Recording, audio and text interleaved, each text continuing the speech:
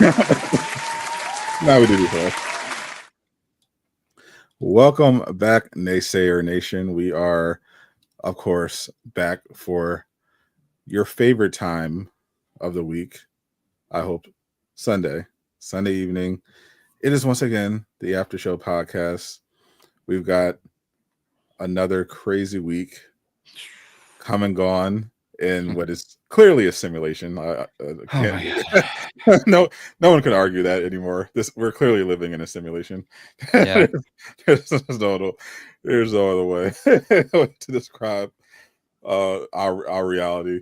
So we're going to talk about some of the goings on this time around. We have, of course, the big story, the TikTok ban. TikTok was taken offline for about 14 hours. Marvel Snap also caught a stray. It was taken down as well. There's a lot going on. TikTok went up again, saying that President Trump basically saved them. It's a bit more complicated than that. TikTok is not actually really safe, so we'll get into all the details so you guys will know what's actually going on and not have to go off vibes or people just saying stuff on social media for attention. We'll also talk a little state of play. We finally got our first indication of Sony's first major gaming event of the year. There's a state of play. I covered it on my channel, but it's looking like it's going to be February, so we're talking about that. And we'll also talk a little Marvel Rivals and, of course, the end of Suicide Squad. We got our final update, and we got the ending. I wouldn't say it's the good ending, but it's the ending we saw coming, and we saw coming. We saw coming. A lot of people clearly were not paying attention. Yeah. Well, when I say we saw coming, I'm talking about the people who follow our content and who actually played the game, not the people who got all their information from rage baiters on YouTube or whatever. So we'll talk about all that stuff. First, let's say hello to the chat. See who's here first. Old Man Eastwood, congrats on being first. What's up, Marvel, Joker, Dragon, Lucky Ray? Welcome. So I have a surprise for you. No, you don't. I do. I think you are genuinely going to be surprised by this. I don't believe you. I just got an email. Okay. Okay. And I'm gonna share it with you, and I'm gonna see if you can interpret it. I think you're smart enough to do that. All right. What do you think of this email I just got? Okay. Let's see it. No way. I watched the first episode specifically for you. Only because I said it's in dub, right? Yes. Well, you said that it would be in dub, and you said that it was really something you were looking forward to. And I was just like, you know what? I'm just gonna go ahead and watch this episode. And it was cute. I am genuinely surprised that JayShockblast actually watched some anime for the sake of the show. Yeah. Listen, Steven, okay, give me credit. I watched the first episode when there was only one episode.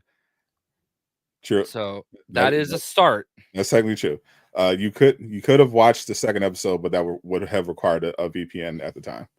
Gotcha. Technically, yeah, the second episode didn't go up officially until yesterday. But if he had taken a quick trip to Japan, he could have watched the second episode early. I would love to take a quick trip to Japan. I would take a long trip to Japan too. Same. But anyway, I watched it. I hope you're not offended that I called it cute. It's cute. No, I mean, apart from the murder and the cool fight scenes, yeah, there's a lot of cuteness in it. Yeah, it's not meant to be like a pure action drama like a John Wick. It's meant to be like it's an action comedy. Yeah, it's fun, it's cute, it's cool, it's badass, it's all those things. Yes. So anyway, I've been holding that information, and I'm surprised I made it to the show without telling you. So there you go. That deserves a round of applause for JayShockblast. Getting a little bit of culture one day at a time. we appreciate it. But and we'll definitely talk a little more about Sakamoto Days. I watched the second episode, but love to hear Jay's full review of that. It's not every day, almost never actually, where he actually watches an anime. So we got to milk this segment. So let's first get the elephant out of the room. Let's murder it and drag it out. And that is the TikTok ban. That's all the kids have been talking about on the social medias. All over my timeline, everyone is just talking about this TikTok ban. So the basics of it, this has been brewing for several years. Lawmakers, media people have been basically ringing an alarm that TikTok was a threat to national security, essentially because they're ByteDance, the company that owns TikTok, is based in China, and Chinese companies are required by law to comply with the Chinese government and security services. So because TikTok as a social media app collects your private data to a staggering degree, but just like all the other social media platforms are doing, they thought that is in particular is a threat because they don't want all that data ending up into the hands of the Chinese government. So there have been pushes to potentially ban TikTok. TikTok has been banned in several countries. I remember it was first banned in India, I believe, and now that ban finally got enough support to make its way to America, because they're concerned that not only will the Chinese government get their hands on our personal data, but they could also use the algorithm to manipulate the public and our opinions, by banning or promoting certain content. So because of those concerns, they decided to ban the app. TikTok had it was ban or divest. They basically had until today to either sell it to someone based in the US, or the app's just gone. And TikTok has refused. They tried to fight it. They took it to the Supreme Court. Supreme Court ruled that this was not a First Amendment violation. The government has the right to force them to basically divest their foreign interests or it's banned. They never sold it, and it got taken offline because anyone involved, like currently, even though it's back online currently, it's not in the Apple, or Google and Apple are not hosting it right now, because the penalty if you do host this app on any of these apps that are affected by this law is $5,000 fine per user. And TikTok has 170 million users. So needless to say, they don't want to touch it. Right. Yeah. I'm not gonna sit here and act like I did as much research as you did, but like this seems like it's like a bipartisan thing. It is 100%. It was 100%. Like this is a both sides thing.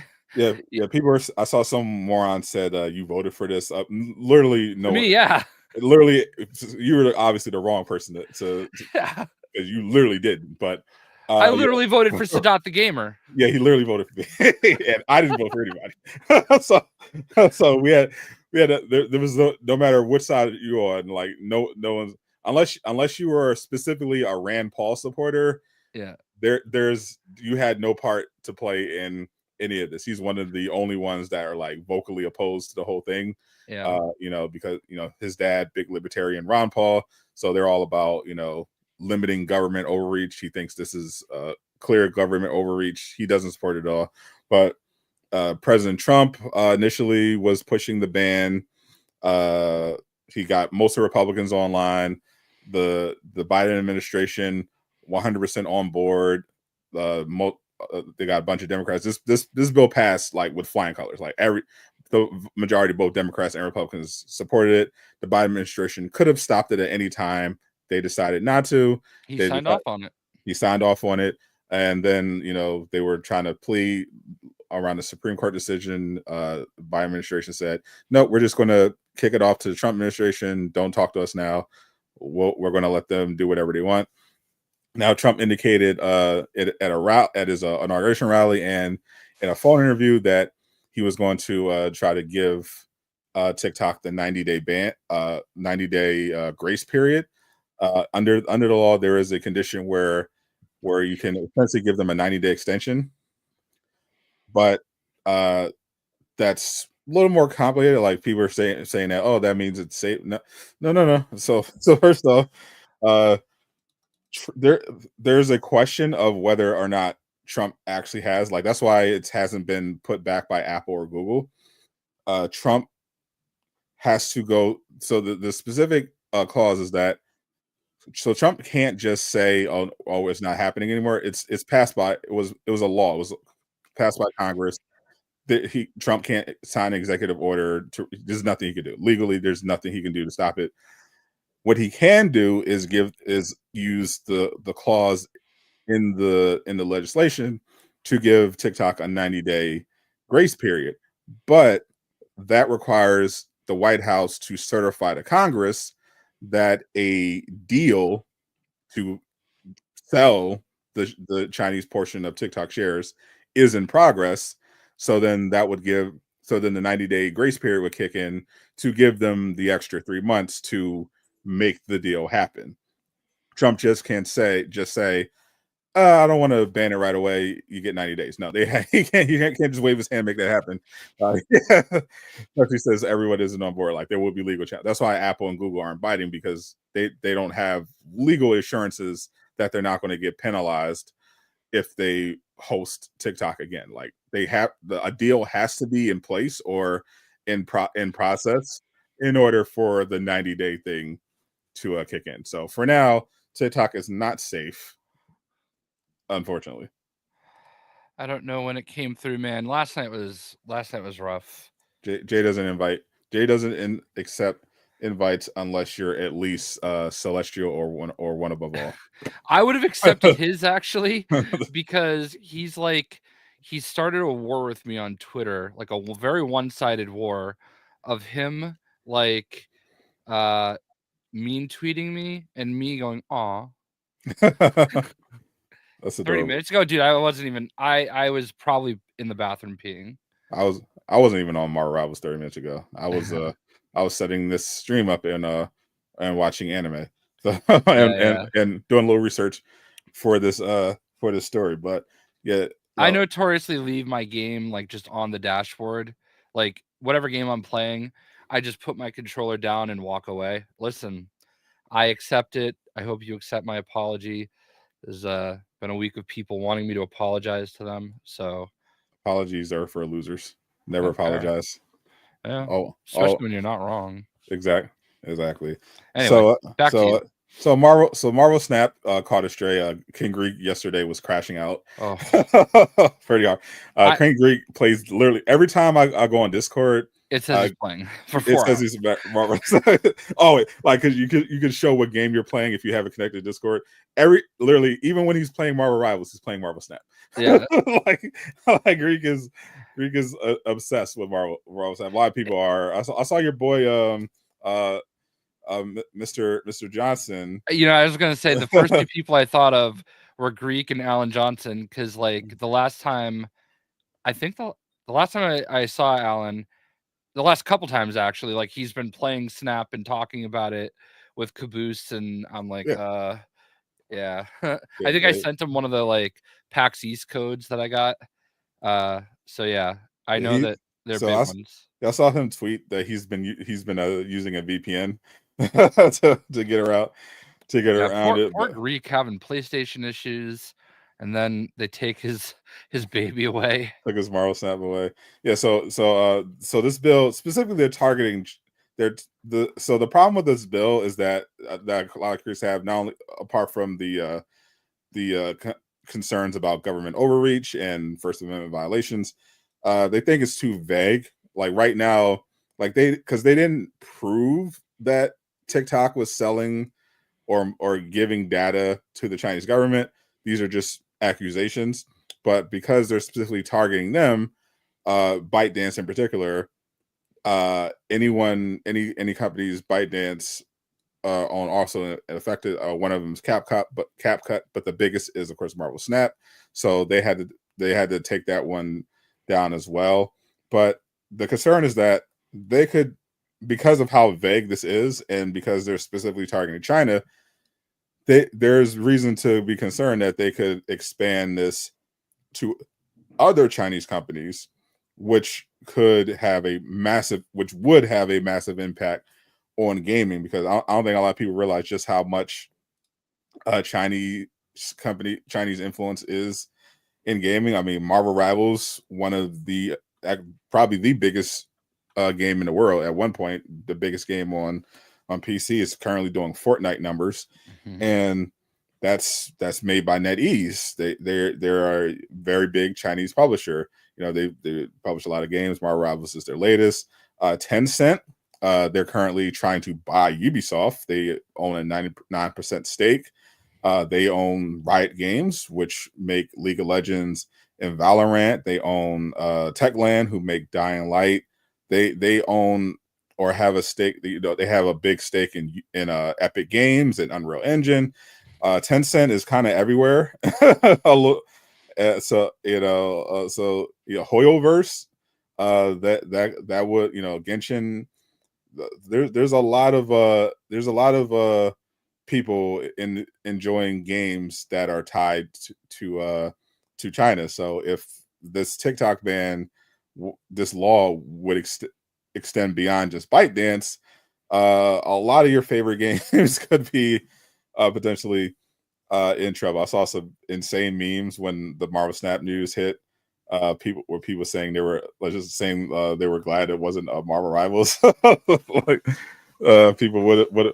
I honestly, if it was, I would have crashed out. Like I knew ByteDance wasn't connected, but it is definitely a potential concern if they took this any further. Now, it doesn't sound like for now Trump is trying to push this any too crazy. Like he's being criticized right now for kind of backtracking. Like he used to be all for the TikTok ban. Now it looks like he's kind of trying to make that Gen Alpha push. And it's kind of like, well, we'll try to, you know, give them a chance to make a deal. So he's kind of, it sounds like he's kind of like trying to play both sides here instead of like committing hard one way or the other. But you know, legally speaking, I mean, TikTok has to sell or they're fucked. Like there's nothing they can, for now, there's nothing they can do. Yeah, I don't really know how I feel about the whole thing. I don't really think that like the Chinese government is going to get anything they can't get otherwise. Yeah. Like from people out of TikTok or any other entity, if you will. You know what I mean? I don't know, man. I feel like it sounds like, and I'm not like I didn't like either candidate. Okay. I feel like Trump is doing what we want our politicians to do, and like considering like what other people are saying to him about it. Like, you know, yeah, he had his opinion, but like, I don't know. I don't really feel like I feel like it's pointless. Like, I really don't like, all right, people are already going to Red Note, apparently.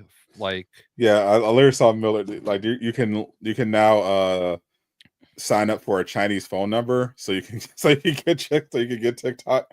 Like people are going to find ways around it. Like obviously to try to use it anyway. But yeah, I agree. I don't think I don't think the concerns are completely invalid, but I don't think concerning all the potential ways to spy on us and get our data, I yeah, they don't even need TikTok. Like Facebook, all these other social media platforms are constantly collecting our data and selling it. You think they're being like scrupulous about who they're selling that data to? yeah, right. Like, you know how, you know, say for the sake of argument, TikTok is giving our private data to the Chinese government.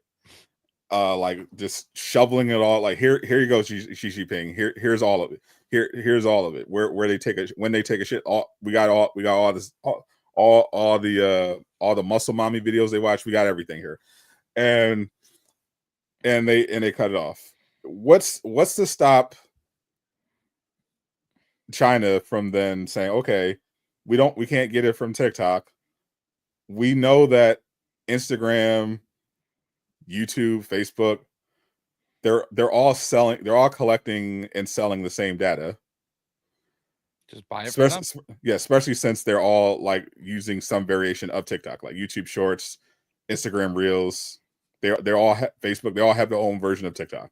So literally, just create a company, and create a shell, hide it through some shell corporations, and buy the data from all those companies. I can't even tell you how many times, like, my wife and I like go out to dinner and we're just talking in the car, and she's like, "Oh, I was thinking we need these new shelves down by the laundry. Yeah, Maybe we can get those." And one of us is like logged onto Facebook, and the first thing we have is a Facebook ad for shelves for laundry. Exactly. You're always, if you're around technology, you're being tracked.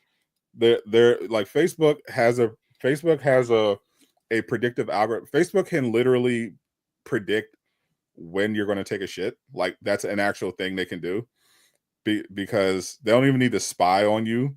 Like, they've got collected so much data that they're able to like predict at this point, especially with how AI has grown. They can predict your habits, what you want, what you're going to need. Like, the algorithms have gotten so much more sophisticated. Like, I think banning TikTok is not going to solve the root of the problem. If there is one, like, yeah, we have a rocky relationship with China. We're constantly trying to one up each other, spy on each other as countries. I don't think banning TikTok ultimately is going to do much. And I think, and I do agree with some of the critics that it's definitely a slippery slope, but we're starting already, but we're not starting at the top. We're like already tumbling ass down. like the government, like, just think about it, just remove TikTok. The government essentially just told a private company, you have to sell to someone living in a place that we say so, based on accusations that we have not proven in a court of law. Yeah, but like, here's the thing, like, this is not an uncommon situation where like the government is like, no, you have to sell. I mean, there are a lot of reasons they can do that. And this is just, I guess, one of them. I mean, think about when Microsoft is buying Activision. Like, there was talk that they might have to like sell off a portion of it. Well, that's a different scenario. So no, I understand. Yeah. I'm just saying that there are a lot of scenarios. Yeah, and this is just one of them. Yeah, because comparing those situations. So the TikTok situation is where they're just like, okay, well, we don't like this particular app because we think it's doing something that's threatening national security. We can't prove it. We have no evidence of it. We haven't tried them for it, but we're going to make them sell anyway because we think it's happening. Whereas with the Activision Microsoft deal, that's a situation where the government set up to prevent monopolies, essentially, because what they don't want, and why we have antitrust laws, is because they don't want a situation where one company, one person, one entity has an overabundance in terms of control of a particular market. Like, what they're trying to prevent is a situation, like hypothetical scenario, where Microsoft essentially has a controlling interest in the entire gaming industry, and they can dictate prices and everything like that, and they just have no competition whatsoever. So that's why the government has to just I understand that. I'm just saying that, like, it's just another scenario where it can be done. Yeah, I'm Like fine with that's all. I'm not like yeah, trying to and say they're the same thing. I'm perfectly fine with the antitrust scenarios. I do think those is important to have those safeguards in place, but because competition I think is extremely important in the market. Sure. I don't we've seen in even smaller instances, like I'm always ranting about NBA 2K. That's a prime example of what happens when you have a monopoly on the market. Like 2K as a video game franchise has gotten worse year over year because they don't have any competition. They are the only simulation basketball game on the market, so they can overcharge you, fill you with microtransactions, put out a lower quality product than they want to, because they know there's nowhere else in the market for their customers to go. So this is it. You want a simulation basketball game, you have to go through NBA 2K. So I'm fine with government interference, like on a larger scale, when it comes to preventing antitrust stuff. But this particular instance of banning TikTok, I think is pretty sus. Yeah, like I said, I'm not like I don't really have a good opinion on it either way. I do think that there are a lot of people that are like dancing on the grave because they don't like it. And I'm not a big TikTok user, Yeah, but like if I that's hate what it. I hate it. I mean, if that's what people want to do, then that's what they want to do. I mean, I do think it's like creating brain rot, but High Roller got a What? 100,000 view video off it, so you Yeah, know. yeah. I mean, that's part of how TikTok gets you, but they trick you into thinking that you're going to be a big time creator to keep you on there. But I think my bigger issue is that there are a lot of creators that are like upset, like, oh, this is my livelihood and blah blah blah blah blah, and it's like, well, you've known about that. Like I saw, I can't remember the guy's name, Rolando something. yeah. He had this long tweet about it, and I don't follow him, but like enough people that I do follow retweet him and stuff. I think he works a little bit with vidIQ. Shout out to vidIQ, great company. Yeah. Learn a lot from them to grow my channel. Yeah. So like his point was like we've known about this for 4 years. There are a lot of people like me that have been telling you for 4 years, like you need to like cross pollinate your content. Like you're 100%. already making TikTok videos, put them on Facebook, put them on Instagram, put them on YouTube. There's like literally the same thing on all Yes. these platforms. You should not be married to one platform. You've had all this time to like get yourself on other places. This should not be the end of the world for you. Like you should have had an opportunity to grow yourself across the board. If you're serious about this being a business, that's what you should be doing. And Yeah. I actually like 100% agree with that. Like What? Yeah, he's 100%. He's 100% correct. Like it's crazy, and especially with TikTok videos. Like you can literally just copy and yeah, paste it and yeah. put it on these apps. I don't like that video form. Like personally, I don't like creating it because like it feels like if you do it from desktop, it's not the same as doing it from your phone. Yeah, Like it's it feels not. like if you do it from your phone, it gets more traction, but if you do it from desktop, it does nothing. So like I I don't think that's the case. My problem with shorts in particular is that the desktop version is kind of ass in that you can't set your thumbnails, but TikTok is just completely better, like in every way, shape, or form when it comes to the upload process on for their videos, particularly on desktop. Like I can set my cover, all that good yeah. stuff. So I think other than that, I think it's the same. I just know that like I don't like use it a lot, but like the couple times I actually used desktop to upload my TikTok video, it got like 40 views. It like did absolutely nothing. And there may be like a million reasons for that, but Sure. I thought they were decent, and I've had other things that were completely random that I did from my phone. Like the problem is I don't like the process of like I edit everything on my computer, then I have to upload it to my phone, and then Yeah. I have to download it to my phone, and then I have to upload it from my phone. I'm over that. You know what I mean? Like, Yeah. I do everything. Yeah, I occasionally will post stuff on TikTok if I have something in short form content. I do it exclusively on desktop. I edit it on my computer. I upload it to TikTok and just leave it. So yeah, sometimes the video gets 5,000 views. I've had I've had one video a few months ago go 700,000. Like it's all, I do it all on desktop and don't even think about it. I have oh geez, I just got the President Trump message. I have like I have a couple video. Oh my god, I don't want to like. It's like giving me all these pop-ups now. Like I have like stealing your data.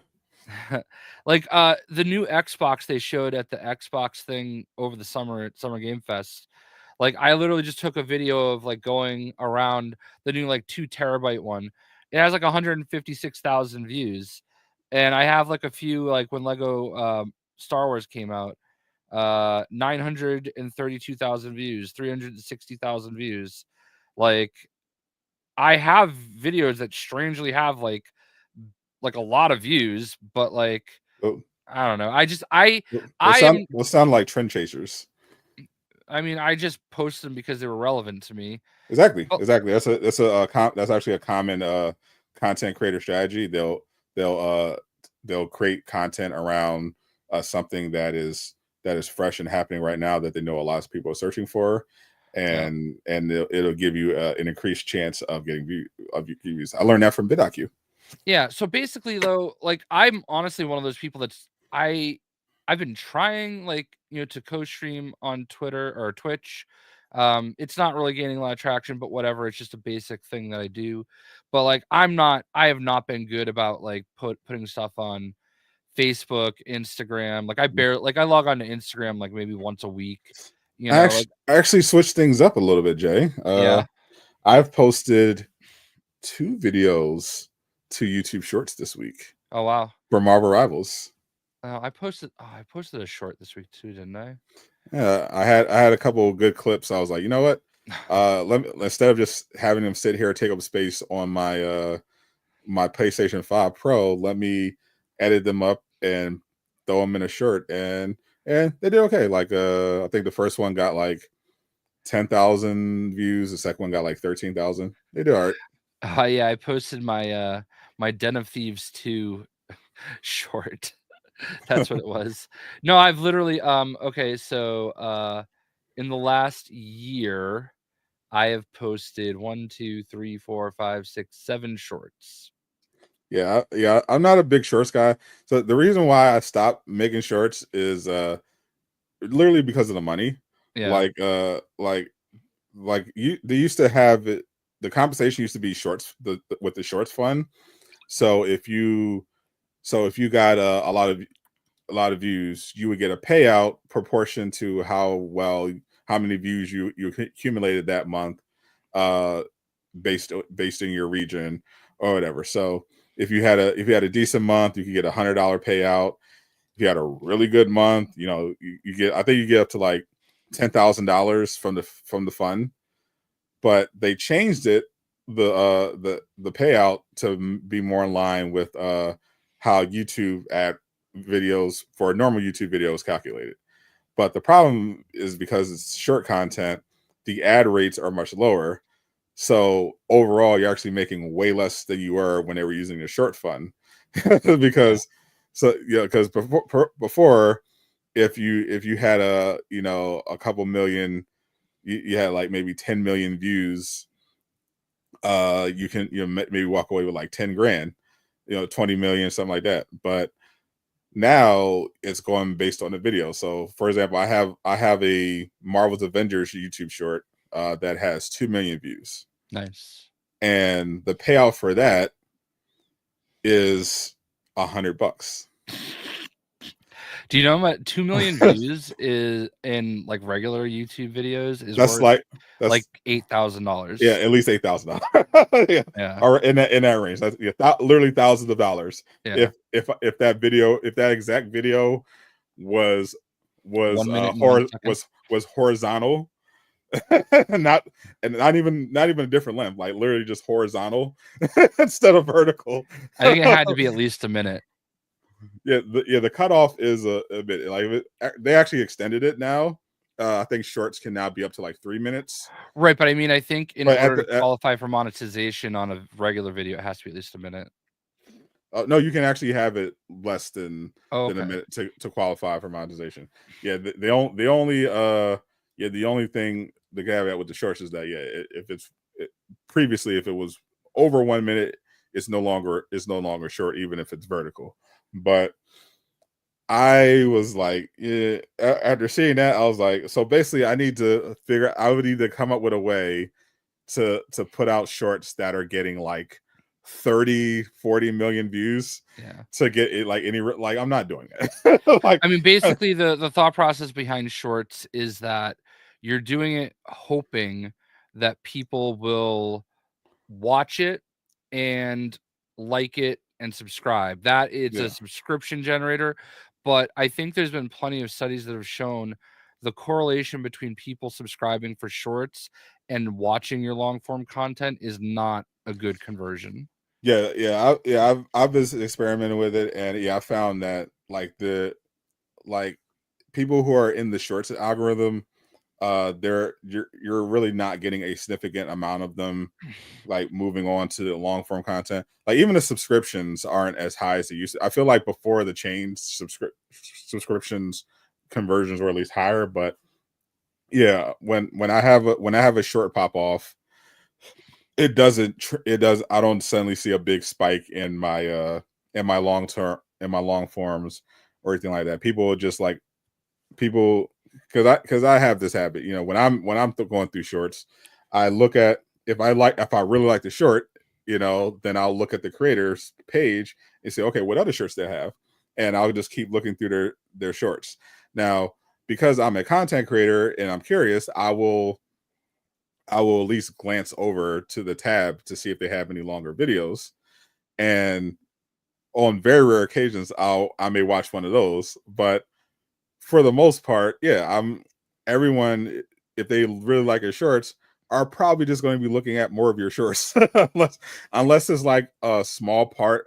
From what I found, the one that converts is like if you have a short that's like a segment of a longer form video that's also interesting, then you can get some people to come over to that. For the most part, the shorts that pretty segregated. Like most of the creators that I see who are doing big on shorts, they don't have, even when they know how to present the long form content well, their audience doesn't really watch that long form content. What I have seen is like for comedians, they've started making Yeah.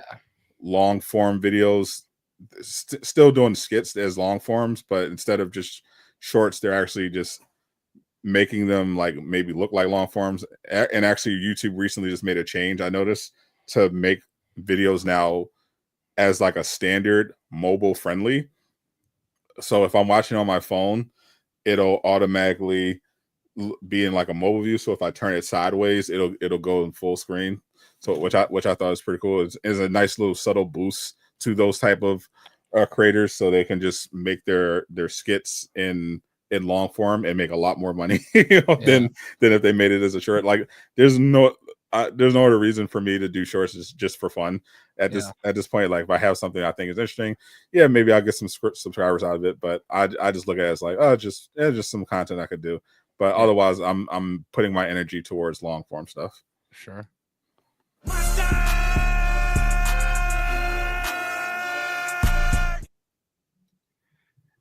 We've been working around the clock to bring Marvel Snap back up in the US and hope to have it back online within 24 hours. We'll update you once it's back up. Yeah. So because I checked TikTok. TikTok, I can now access it, but I think that the bigger issue is that app stores are going to be hesitant, to say the least, to support any apps that can be affected by ByteDance, because they're trying to avoid that fine. So I think also we have to wait until Monday to see what Trump does in regards to are they going to have a formal deal in place? Because if TikTok is still not selling, then Trump legally can't do anything about the ban. Like it's over. Right. Yeah. So I mean, I don't know. I hope now if Now, how would you feel if this extended to Marvel Rivals? If they went after if they went after all the Chinese companies? I would actually. I mean, I don't really think they should be doing that to begin with. So I would obviously hate it. You know, I don't know. Maybe it's really good for me though, so I can go back to like other games. Like I should have access to another game very soon, and I'm like, damn, I gotta stop playing Rivals. Is it the same game that I'm also supposed to have access to soon? I doubt it, Mm. but Well, I know. Well, there are many games. I know there's one game that we definitely both have access to that is having some stuff happening right now that in a few days people will be allowed to talk about. oh, Starting on the 23rd, I believe. that may be the case, and I'm just blanking. But yeah, oh, maybe. yeah. No, I don't think it's that. Nice try, High Roller. Yeah, I wish it was that. It's something else cool that I recently said I was excited for. It's the Hawk Tuah game. Yeah. You heard it here first. Are you excited about the Nintendo Switch 2? I don't give a fuck. I mean, I'm gonna get it. Obviously, I was actually just talking about this with my wife because I'm gonna get it, obviously, and I was just saying you were gonna just bring the Switch to her mother's house, most likely, and just let the niece and nephew have it, basically. Yeah. If it's approved. So not my call, but yeah, I mean, obviously I want the latest and greatest. But I saw Maximilian talking about it, and he's like, this is kind of just like a new iPhone. Like it's just the new version, just a slightly, it's like the Wii to the Wii U all over again. And I mean, even the new, like, I actually didn't even realize this, but even the new Pokemon game is not going to be a Switch 2 game. It's going to be a Switch game that, plays on the Switch 2. I'm man, That's Nintendo. Nintendo, like I have experience like working with like the Japanese market when I was with Bose. Right. Like some of the people in the training program, like I would like cross work with them because I did tech support, but like whenever we got new people, like I would sometimes work with the training program to train them. And so I was close with them, and one of them went to Japan often to like show off new products. And like one of the things that one of the stories I always love that just explains Japanese culture. He went over there, and the big product that Bose always sold, that was famous for, was the Wave music system, Right. which is those funky little radios and everything. And the big version of it had a CD player, but in Japan, he went over there and found out that, unbeknownst to corporate, they were making them with mini discs, because in Japan, Sony was king and they were doing mini discs there.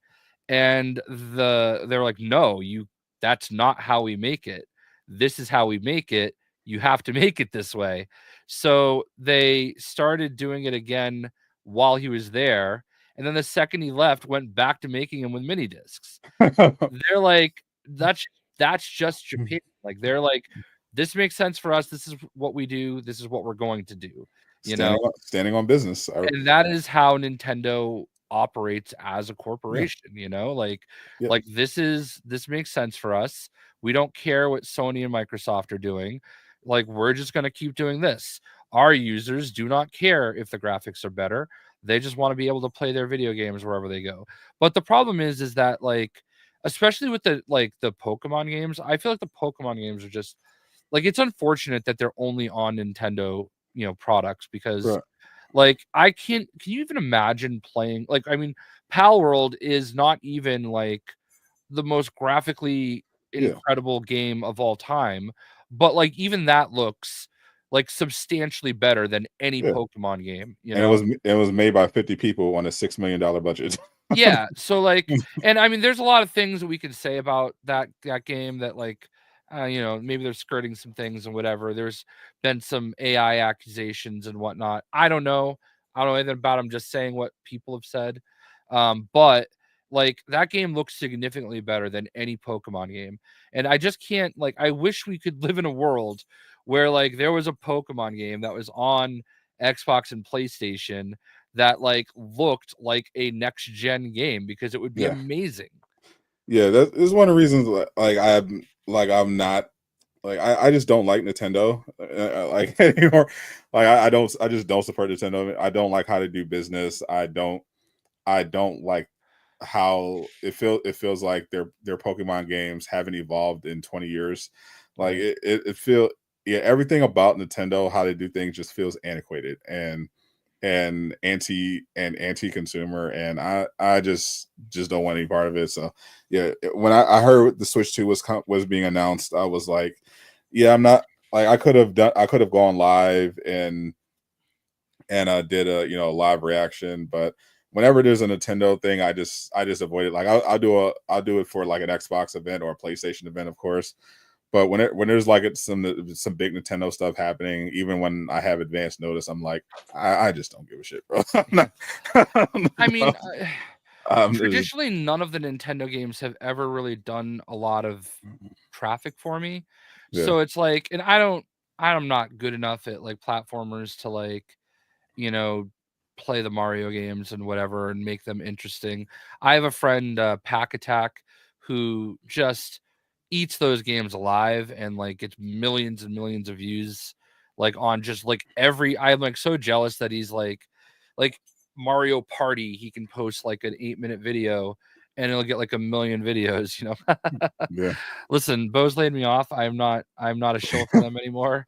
But I do love. I listen. This is the first pair of headphones I've owned in over 15 years that weren't Bose. Actually, no, I had the Astro 50s, but like that was purely a gaming headset. This one from Corsair, it's pretty cool. But I love. Oh, I put them away. Actually, I love my Bose headphones. I would have gotten more, but like I don't need noise canceling, and I don't know. There's still a part of me that's salty, even though it's been almost. Next year will be 10 years since I got laid off, which is crazy. I mean, if you think about it, they did you a favor. In a lot of ways, yeah. I've been self-employed for almost 9 years now, which is wild. Like, and honestly, a lot of it is thanks to my wife. Like, I Mhm. absolutely would not be able to do this by myself, but um, it's still crazy to think, you I know. mean, it still bought you a house. Oh yeah, absolutely. I was in a position at that time to get that head start, and like I could go back in the workforce at any time. Like I ran into a friend recently that I used to work with, and I very seriously thought about giving him a call. Uh, You should. because he's working for some like tech company that makes like medical equipment, and they're paying him double what we were making at Bose, and You, he should- says it is way easier. you should honestly get a job in the gaming industry. You know, it's a confidence issue. I probably could, but I don't. You're first of all, you're a J fucking Shockblast. I just Secondly, you have so many connections. There's no way I just you don't know couldn't what get to a job. do. I've been out of like the corporate world for so long. Like I think I hear people talk about Slack. I've literally never used Slack. You've I'm never sure it used would take me Slack, 5 minutes. No, I've never used Slack. It didn't really? exist when I was at Bose. Yeah. It's like, Yeah. I mean, it's literally Discord but shittier. Oh, I'm sure. I'm sure all that stuff. I'm sure I'd figure it out in like 5 minutes. Yeah, I mean, it's not hard at all. I had to use Slack when before the fame. I was working for a tech company. I was doing like QA and uh and writing articles for. They had an app, and then they had uh like an entertainment website for based on the app, where we would basically like work on behalf of like big celebrities like the Kim Kardashians, who are trying to farm content on their Facebook and social media pages. So we'd write the articles that they use to farm engagement, and mm, then we'd also do QA on the app. So so obviously we were required to use Slack, but it's pretty easy to get for it. But I think you just need to decide what you want to do in the industry. But I feel like I honestly I don't know if you want to do anything in PR, because I feel like you crash out. But I don't have to. I mean, I think a lot. I've been trying not to lately, but there's a lot of behind the scenes. There's so many. I feel like there's so many gigs within the game industry, like not related to like developing games directly, that you could do just with your connections. I'm sure there is, and I don't know. I feel like I've just been out of the loop for so long. I don't even know where to look anymore or what. I don't even want anything necessarily big, because like I think one of the reasons why I'm able to keep doing this is that we just like our lifestyle. Like I'm the housewife. I do a lot of the stuff around the house, and just being here at decent times is convenient, and it just makes our life easier. And with my wife being a teacher, she's off during the summer, so it's like we have all that time, and it's just convenient. And I think the best thing to me about the YouTube lifestyle is the freedom to know that no one can tell you what to do. Yeah. Like that's one of the biggest thing I didn't miss about having like a regular job, is like you have to wake up because someone else is telling you have to be here doing this at this time, and you have to answer to them. Whereas if I'm like, oh, I need to wake up early, it's because I want to wake up early. Like when I was going to do the Daredevil Born Again trailer reaction, which we could talk about as well. I want to see your thoughts about that. I was like, okay, so it premieres at like I think 10 a.m. and I was like, okay, so I have to wake up at like 8 o'clock or something, because I want. But I could have woken up later. I could have not done a live at all. I could have just recorded a reaction. I could have woke up at 9 and started to stream at 9:45. Like I had the freedom to decide when I wanted to wake up. I decided to wake up extra early because I wanted to do like an hour pre-stream pre-show before the actual trailer started. But I was like, I'm waking up I'm setting my own schedule, and I'm making the decision. This is what I'm going to do. And you kind of can't beat that. We have like a million toys in this room, and I see her like messing around, and I look, and there's like something hanging out of her mouth, all these toys, and she's playing with a twisty tie. Which is why I was like, no, give me that. Because the last thing I need to do, now that Thor doesn't have to go to the vets anymore, is have to take her to the emergency room because she ate a twisty tie. Oh, dogs love them. Yeah, you can give her bully stick now. Here, don't ever have it, because then yeah. I mean, I'm not in a hurry, so yeah. So anyway, yeah, no, I feel that. And there's also the pressure that comes with it too, is like when things aren't performing and you're like, oh, what do I do? Is it me? What's wrong? And I know the perfect job for you. Yeah. President of Ubisoft. I bet I could do that. I feel like anyone in chat could do that. Yeah. At this point. Yeah. I think they should. You know what would be perfect if you can figure this out? This is actually kind of the cheat code. Get a job as a consultant. Yeah. That's the cheat code. I'm not the best self-promoter. So like I think that's part of the issue sometimes, is that like I'm not good at like putting myself out there. She's like on edge tonight. I don't know what it is. Usually she's hanging out with my wife, but my wife apparently scared her. She's very easy to scare. Yeah. So now she's just been out here with me, but I don't know. Oh, no, Jay, She's you need an agent, Jay. yeah. You, Evie. you, you need your own Ari. Oh, Ari Gold is one of my favorites. Yeah, yeah. You need an Ari Gold to promote, to big you up and get you one of these cushy gigs. Yeah. Shoot yourself in the head with a giant caliber bullet.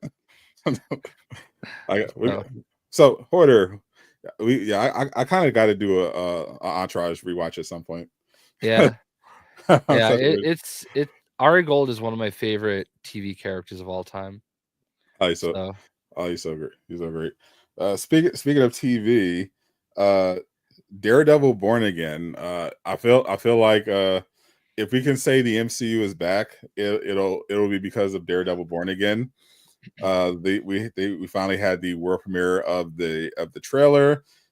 People have been waiting for it. It's been teased at multiple events. It was shown at Comic-Con to those in attendance. People have been waiting.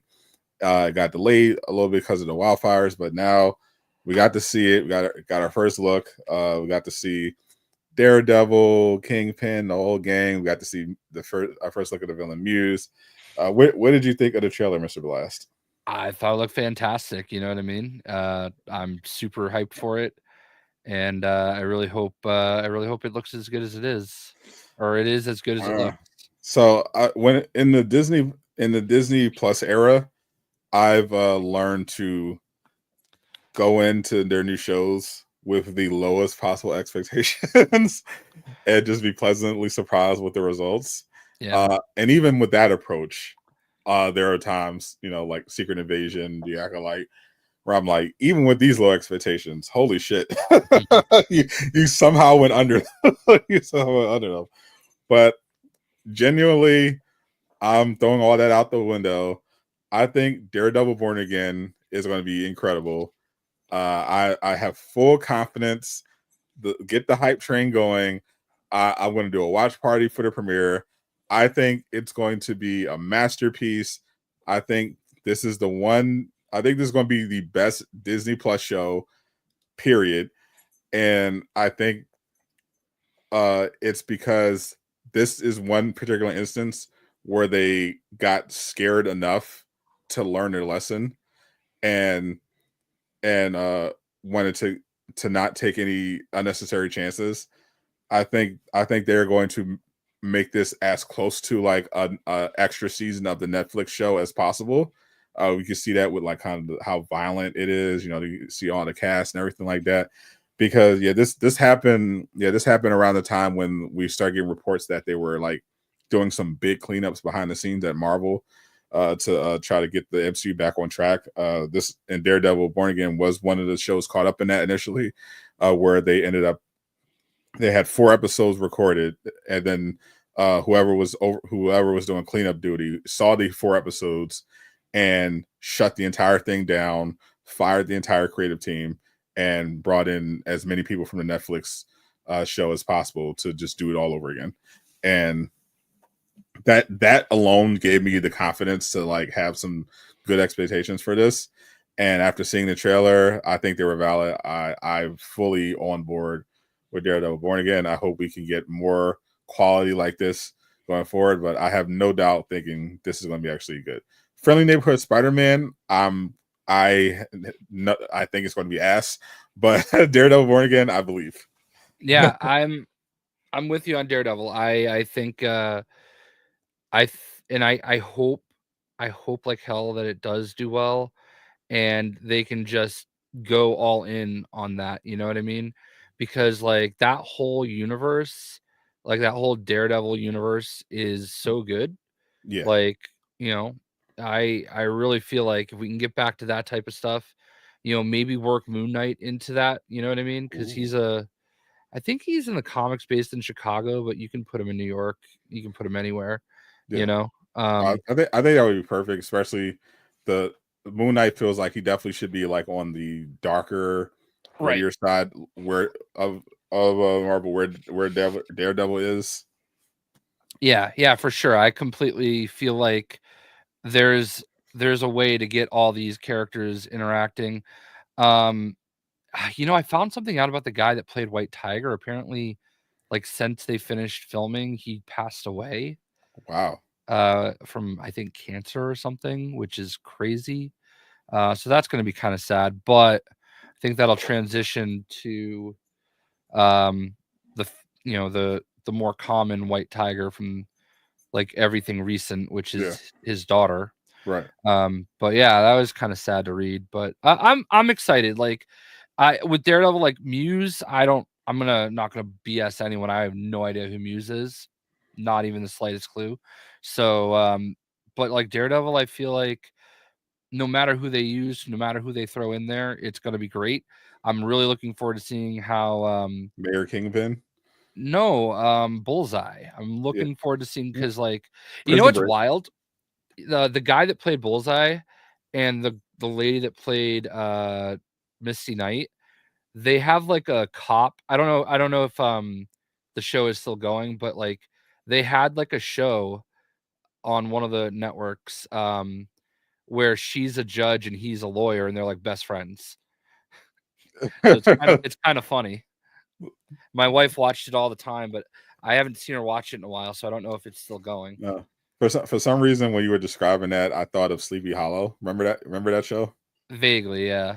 Yeah, it was like it wasn't the lady who played Missy Light, but it was this pretty black woman. And it was basically like it was it was like a detective show based on Sleepy Hollow. She was like I think she was like a federal agent or something, and Ichabod Crane was her sidekick slash will they won't they potential love interest, and they would like solve supernatural based crimes with Ichabod's expertise. It was a fun show. It's definitely a show you and your wife would have loved. She might have watched it. She might have. It was definitely one of those shows. She watches like some weird stuff. Like I'll like walk in the living room and she's watching some show about like Alaskan like wildlife stuff, people.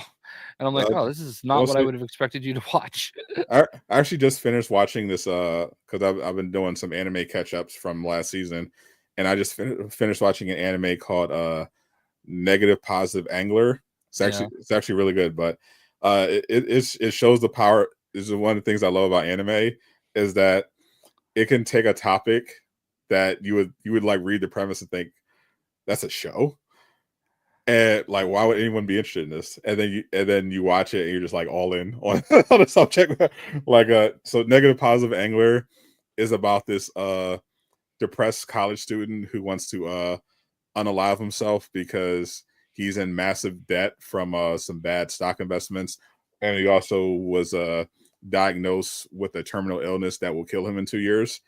So he is thinking about ending it all, but then he stumbles upon this group of friends and coworkers who are like obsessed with fishing, and he and the show is about him discovering like rediscovering, I guess, a love of life through fishing in just around Japan. Like every episode they're you learn a little bit more about him and the cast, and they have a little and they do a particular run for a particular fish.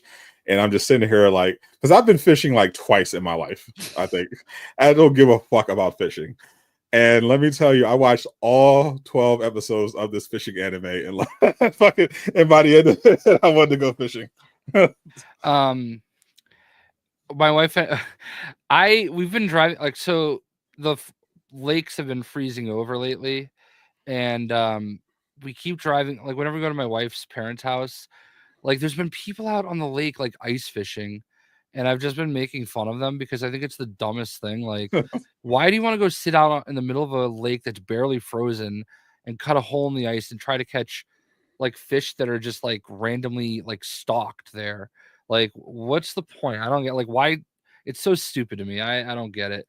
My dad used to take us like fishing, but we lived in North Carolina then, and we would go to the ocean. We'd go to piers, and I haven't done it a lot since then. But you know, yeah, my dad and my uncle took me. I remember I went with my dad and uncle because I think we were on a boat, and we were on a little speedboat, I got extremely seasick and had no fun.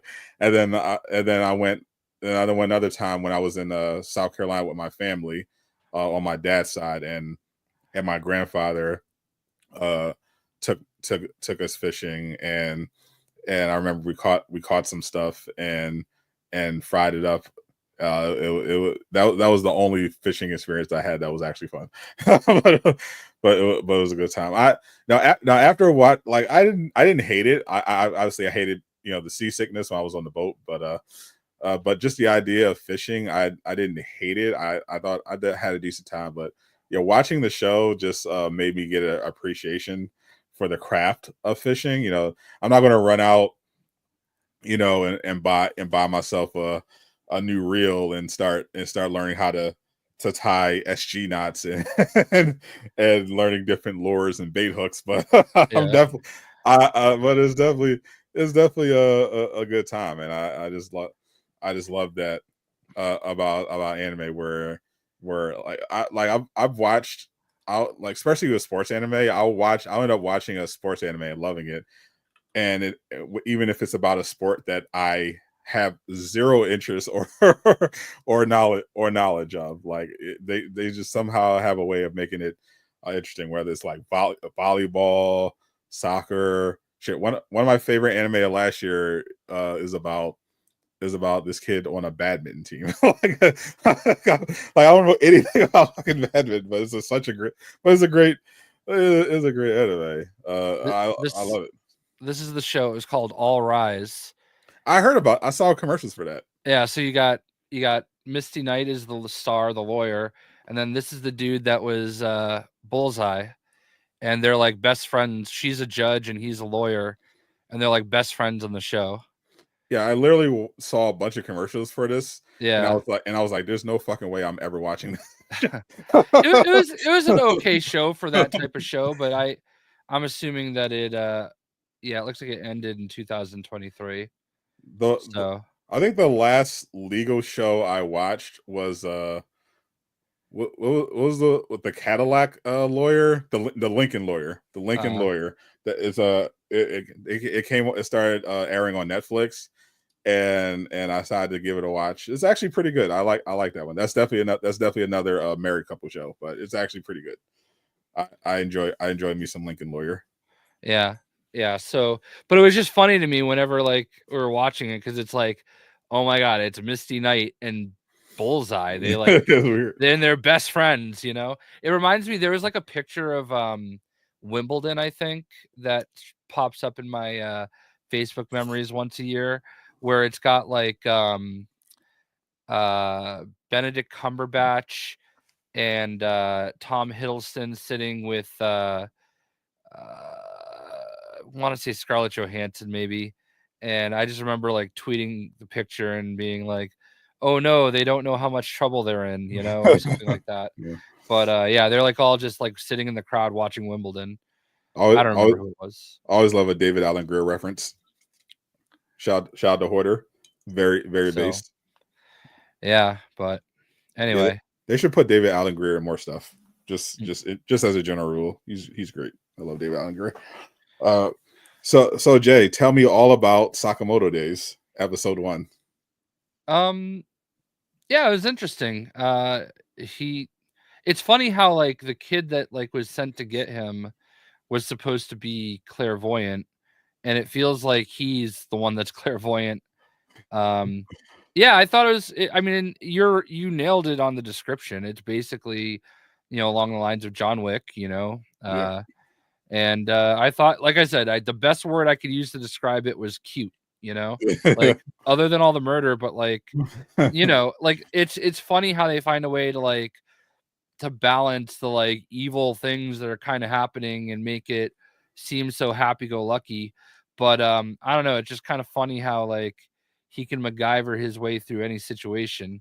It looks like it'll be interesting. I'll try my best to keep up with it. It was short enough, so yeah. Episode 2 is up right now. Yeah. It's really good. Like this is one where I was like, it's close to the anime is close enough to airing where I'm not going to read ahead in the manga. I'm just going to wait and see how the anime is. Personally, I'm watching it in a sub. I watched the first episode in dub. I switched it to sub in the second episode, and the sub is infinitely better. But I thought it was still pretty solid. It's pretty solid dub. I But just hate having like I know it's not hard, but like I just want to focus on what's happening. I don't no, like yeah, it's definitely a matter of taste. Like for certain anime, like Don to Don, also on Netflix, probably the best anime of 2024. I watched that in dub because the English dub of that is just terrific. Like if an anime has like a terrific English voice cast and performance, I'll just check that out. But I'll have no trouble going with the subtitle route, especially if I think the subtitle version is like much better than the dub, because there'll be stuff like even like in this particular instance, like sometimes it's like they're kind of one to one, they're the same. It's just a matter of taste. In this particular instance, like in a Sakamoto Days, they're like actual major dialogue differences sometimes between the sub and the dub, in addition to like the performance, like, and they became more apparent to me in episode 2. So I was like, I'm just going to stick with the sub, but the dub's still really solid. I really like the show. I thought it was like I for me personally, like I understand if that's how you like it. I've just like lived my life being hearing impaired, and just the being able to just hear it and see it and not have to like I don't know, it's just always been more important to me, Is Bastard a good anime starting point?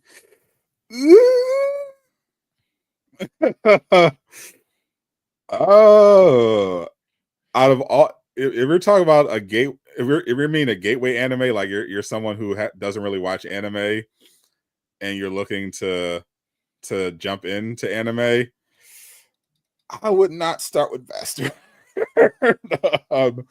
At all. I don't think I don't think I would have Bastard in my top 100 of gateway anime recommendations. Yeah, especially someone like you. For you, I would recommend as a gateway anime. I go with the kind of the tried and true, in my experience, some of my favorites like Death Note. I would start.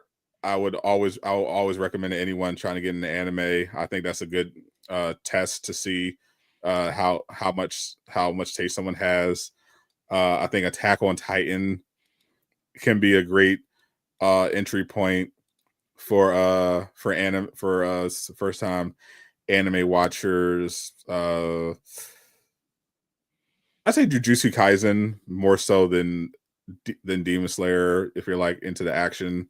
Like this is maybe for people into action stuff. One Punch Man season 1. Because when I'm doing gateway anime, I usually recommend anime that I think it's just good objectively, like on its own, whether or not you like it or not, or you like you don't need to get into the medium, like because like for One Punch Man, it's a great anime, for instance, but it may not be the best recommendation because a lot of the humor in there relies on you having some experience with like the shonen genre of anime. So I like try to defer to stuff that's just like good on its own, like Cowboy Bebop, Full Metal Alchemist Brotherhood, Trigun, Death Note. I'll pee while you do this segment.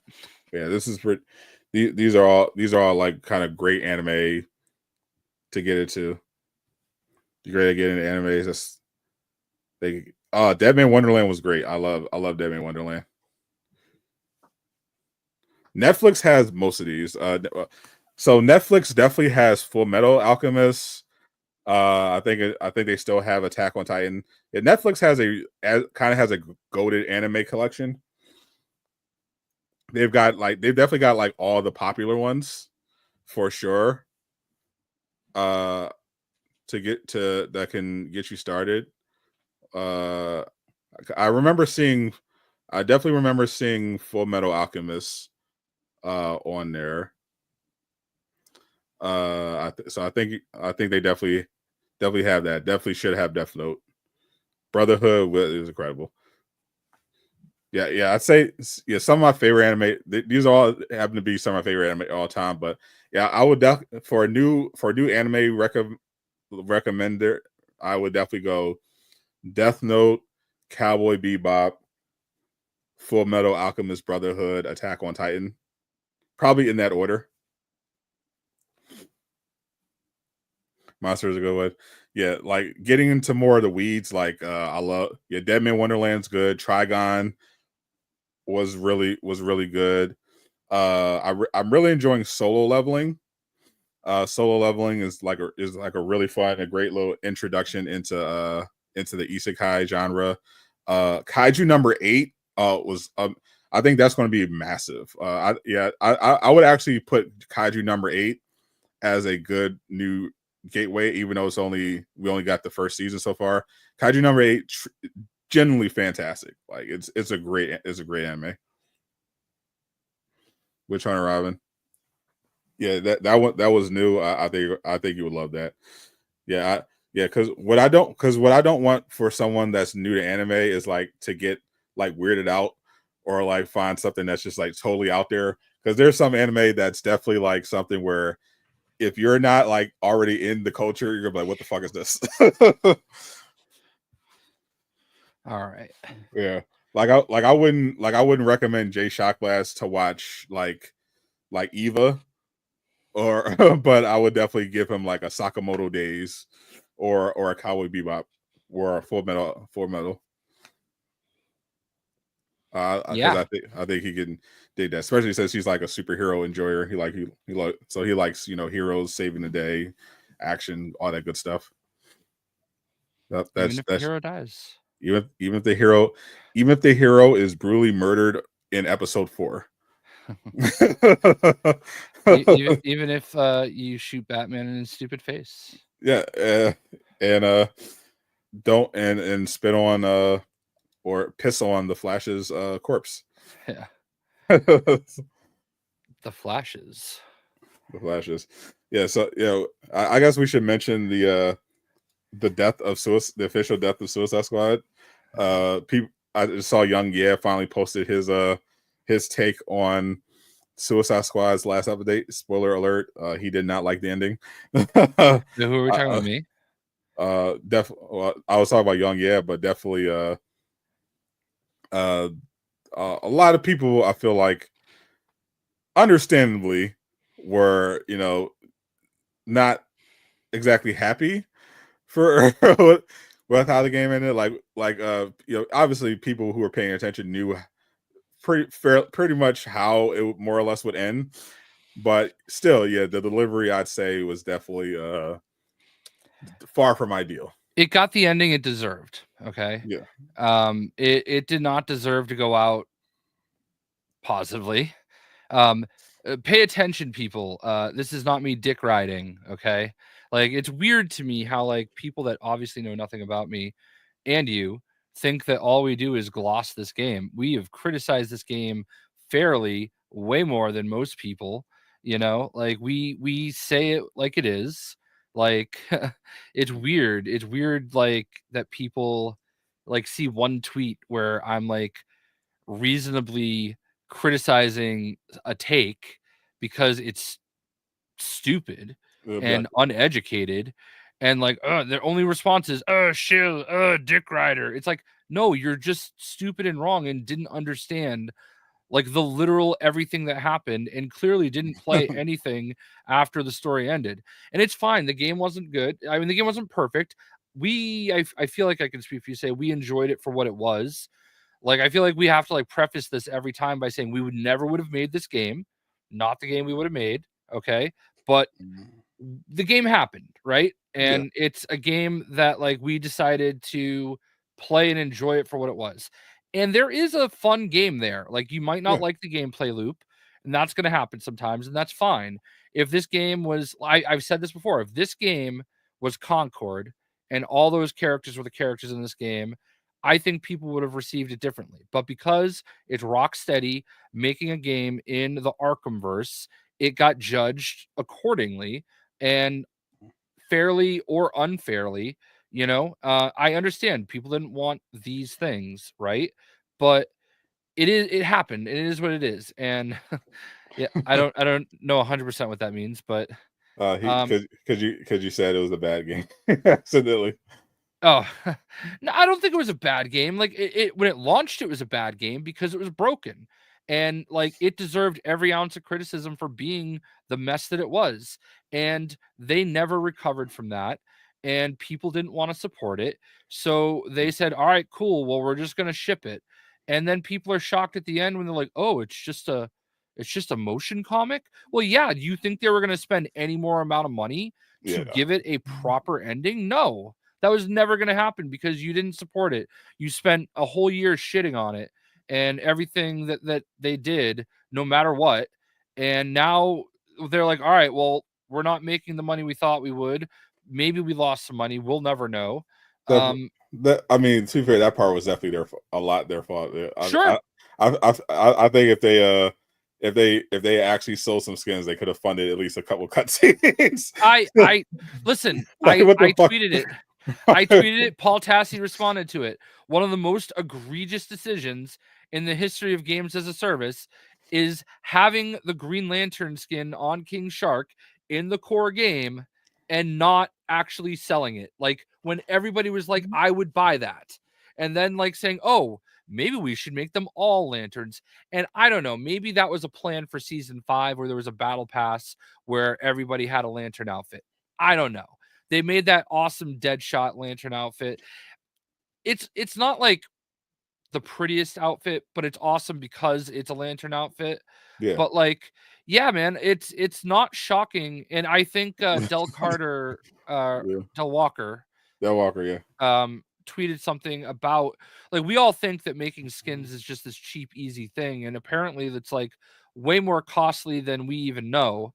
And Which actually just makes their decision making even worse. Like that, his Dell's tweet actually made them look even dumber. yeah, because knowing how expensive and it can be to relatively expensive it can be to put cosmetics together, knowing that the primary means of you making money outside of the initial purchase for your live service game was selling cosmetics, the battle pass, because the DLC updates were free. mm-hmm. So your only sources of revenue were the physical game for that first purchase, the skins in the shop, and the battle pass, which also has skins on it. And they squeezed in the level skip if you wanted to just get the new hero right away. You could just pay for it. That's all. So the fact that they had pretty much nothing of substance planned for in terms of cosmetics was which is unbelievable. Like, Yeah. especially, and it's even worse because it came out within the same year as Marvel Rivals, which had better skins in their beta than Suicide Squad had at launch. like look at, and then it got even crazier leading up to the Marvel Rivals launch. I mean, they're showing all these incredible MCU skins with these insane MVP animations, all this crazy cool shit, putting these trailers together and getting people hyped to spend money on the game. And Suicide Squad didn't even, not only did they not put the fucking Green Lantern King Shark in the game, they didn't sell one Margot Robbie Harley Quinn outfit. Literally the only reason people give a fuck about Harley Quinn to the degree that they care right now is because of Margot Robbie in the Suicide Squad. That is the sole reason for her surge in popularity. And they didn't have one skin. Yeah. Listen, one. It is an epic display of just not understanding. Like this game absolutely will be case studied on how they just didn't understand their audience and they just didn't understand what they should do. And it makes no or just basic like Yeah. like game development, like basic common sense. Like it's a live service game. Yeah. And based on an established IP. What the fuck? And I don't think it's because Rocksteady can't do it, because they've shown that they can. Arkham City and Arkham Knight has great skins. Both had great skins added to the game. They know how to do games as a service. Doing the updates and everything, like honestly, like say what you want about the reskin maps and like the game modes not being all that different. Like I really like we both really felt like this season everything really was cool. The way the old the medieval times. I love the music. I love the yeah. I love that. Look great. Like that was really cool. But like I understand why people might log in and say, oh, it's just this the same game mode, just a different map. But like, what do you think Call of Duty is? What do you think Fortnite is every season? It's the same exact game. It's just different maps, and like I understand not liking that gameplay loop. That's fine. It's not always the best. We enjoyed it, but like in doses. But like I just think it's comical when people like have only seen a tweet or two of mine here or there where I do like I won't let you say something stupid about the game that is wrong. Okay. Objectively, just not true. Yeah. Right. I'm gonna correct that. All right. But like to act like either of us haven't criticized this game immensely is crazy. And the fact, Hoarder, right? Now you just I'm still can't believe that Arkham Knight, at this point, a 10-year-old game, got the fucking Robert Pattinson Batman skin in a free update, and Suicide Squad years later didn't get a single skin from the DCU, the DCEU, the animated DC. They didn't get fucking shit. What are they doing? I mean, to be fair, still your point stands. To be fair, I believe that was associated with the Switch release of the game, but I digress. But also incredible. They were like, "Hey, we're promoting a game. We have a game that we're getting in front of a new audience. Let's celebrate with a skin." Like, real? How did that not translate? Yeah. But like, it's just funny how like people think that like the idea that either of us are not like criticizing the game because we're worried about our relationship with WB is ridiculous. The difference between us and other people is that we don't just shit on the game for the sake of doing it. When we talk about the game and we criticize it, we do it in a way that is literal criticism, that is not like tearing it down because, oh, boo-hoo, they shot Batman. Oh, they killed oh, they wasted what's his face's last game. Oh, like he signed up for that, like he knew, apparently from what I understand, he loved his version of Batman in this game, so like we criticize the game a lot, but we don't do it in a way where it's like toxic. We just do it in a way where like, hey, this is what's wrong, this is what needs to be done. We're fair about it. And I think that's the difference. Because we actually know what we're talking about. Like these weirdos are just always forever acting in bad faith. Because, and for the record, I just want to preface this. For the record, we are not talking about anybody specifically. I am talking about people. I'm talking about people. It's a blanket statement. Okay. Blanket statement for Jay.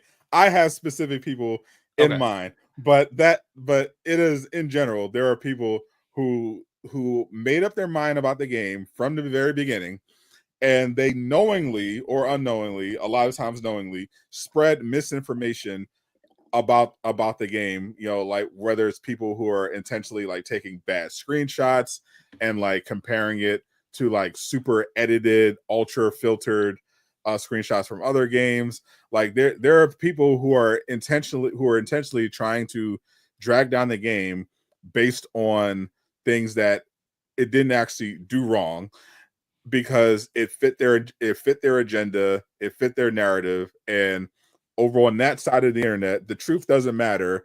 What matters is pushing their agenda and manipulating their audience into getting mad. Whereas we, on the other hand, we're like, okay, it's a new game from Rocksteady, it's a DC game. we're interested. We're going to give it a fair shake because it's something that we're into. I'm personally into looter shooter, so that didn't immediately turn me off either. And we gave it a fair shake. We had things we liked about it. Even people like even people like Skill Up, even if they didn't ultimately like it. Paul Tassi, they all had good things to say about it, mixed in with the criticism. That's what real criticism is. You give the game, you actually play the game, you give it a fair shot, and then you say, okay, well, it did this well. I think it did this well.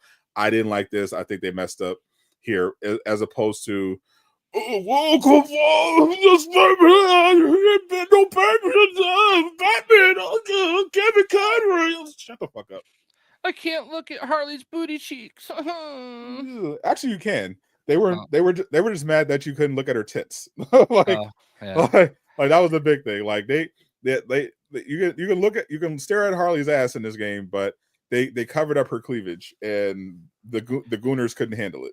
I just think, to be fair, that was a stupid decision. Yeah, no, I agree completely. All right, I do, and I don't need those things in my games, but like I get it too. It's whatever. It's very clear that when you're making a game like this, you don't want to exclude the Gooner market. Like Marvel Rivals knows this very well. Right. They've I saw reportedly that they made $100 million the first month. It's the number one grossing game on Steam. Yeah, and it wasn't just and you know what? They had a lot of great skins, but you know what? They also had a lot of cake, a lot of bakery in that game. Yeah, I mean, I just feel like at a certain point you have to understand. All right, one of my favorite comments that people make about video games is no one asked for this. Okay, yeah.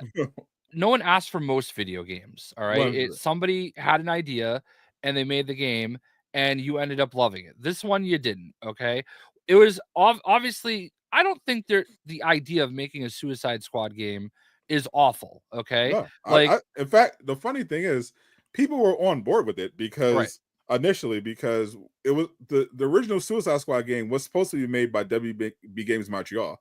Like they were setting it up in Arkham Origins, but they, for whatever reason, ended up canceling the game and ended up doing Gotham Knights instead. But yeah, people weren't against it. It just the execution.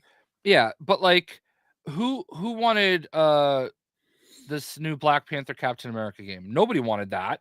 Okay, but we're all excited for it. I don't think nobody wanted Sonic the Hedgehog or an Italian plumber. Right. So like there's lots of games that like happen and it's like, oh, why are they doing that? But then you see it and it's like, oh, this looks great. This just didn't work out. They had some interesting ideas that really, a little bit of market research would have taught them that hey, people are not gonna respond to Mrs. Freeze or Lawless. Like that's not gonna be something they respond well to. No. I said it over and over again. You can only get away with one of those characters in the first year. Definitely not two, and definitely not character 2 and 3. All right. Yeah. Like that was a huge mistake. But I also understand where they're coming from when they wanted to do the whole multiverse thing, because multiverses were big and they just thought it was something that people would have said, oh, that's a cool concept. Let me check it out. No, they just want the characters they know. That might have worked in like a animated show or something like that. Like nobody wanted Batman Ninja, right? Like nobody wanted that. Except Jay. Well, no, I didn't want that. And then I watched it. I was like, holy shit, this is cool. You know what I mean? So it's like you're actually wrong, Jay. People would have loved Mrs. Freeze if she was caked up. Well, there's that too. Yeah. Yeah. But like, yeah, the reality is, but like if you're gonna cake up a character, a female version of Mr. Freeze is probably not the one that you want to go with. You know what I mean? It can work if you're creative with the character design. I guess, but like it's gonna be tough, But either way, like but I think the part that I always like laugh at a little bit is the part where people just assume that like they know what's in my mind or our mind. It like We criticize these games all the time. They said the same thing to us about Marvel's Avengers. We criticize it all the time. In the same day that people were calling me a dick rider for Suicide Squad, I also had somebody yell at me and say, "You can never please you people." And it's like, Yeah. it's the yin and the yang. It's like our life is like, That literally happened to me every time I stream Marvel's Avengers. yeah, I would have some person in one part of the stream calling me a shill, and another person in another part of the stream calling me a hater. yeah. But I just happened to see a tweet that I think it was like Iron Smash Web or something like that. And I had no idea who that person was. Like, and all I did was agree that it was like the dumbest point. And I don't care who it was. It wasn't because it was the person. I read a comment and I said, yeah, that's a pretty brain dead take that you want a refund a year later because you didn't like the ending and you're pretending like it's like some easy out. No, they were always clones. Like, if you woke up on the day the final update came out and played the ending and found out they were clones for the first time, you did everything wrong. It's Literally, been there for a year. Literally, in the core vanilla game, we knew they were clones. We didn't know. We pretty much picked up on them being clones. They put it I all knew. in front of your face. They also Oh, and Miller. Miller also literally put the whole script in front of our face. Like, we saw the whole script, the whole story leaked before the game even came out. Yeah, so it should not have been a surprise to anybody. And I saw lots of people. It's not, again, for me, from my perspective, not directed at anybody in particular. But I saw that comment. I'm like, you don't get a refund a year later, okay, because you don't like the way the story ended. I'm sorry, that's ridiculous. Yeah, that's not how refunds work. No. Yeah, like, and I'm sorry, like, if you didn't like the game, you didn't like the game. Like, that's just the breaks. Like, I've bought plenty of games that I did not like and I regretted, what was that ninja game that came out that I thought was going to be really cool? Rise of Ronin. Yeah, like, I didn't like it. So I played it for like an hour and it was not for me, I fucking hated Dying Light 2, but I actually wanted a refund, but I still want a refund. Yeah. But not because I just didn't like the core game. It's because the game was a literal broken piece of shit on day one. But And that's different. You know what I mean? Like, if you want a refund because the game broke and they never fixed it, I support that completely. Yeah, They shouldn't sell broken games. yeah. But like, If I'm playing a game and I'm like deep into it and I'm like underwhelmed by the story, or I'm like, yeah, I'm not going to ask for a refund. Like, especially if I get to the end, it's like the Last of Us 2. I thought the game. I love the gameplay. There were a lot of aspects of the game I thought was a masterpiece. I thought the story was fucking horrible. By the end, I was like, I never want to touch this game again.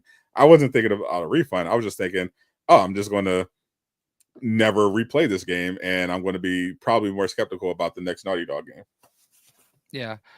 yeah. So I just don't understand. Like, yeah. And again, this is from my perspective a blanket statement. I am not directing at anybody. I Kind know of some people are in their feelings. That's not directed at anybody. perfect analogy by Eastwood. Yeah. Yeah. Right.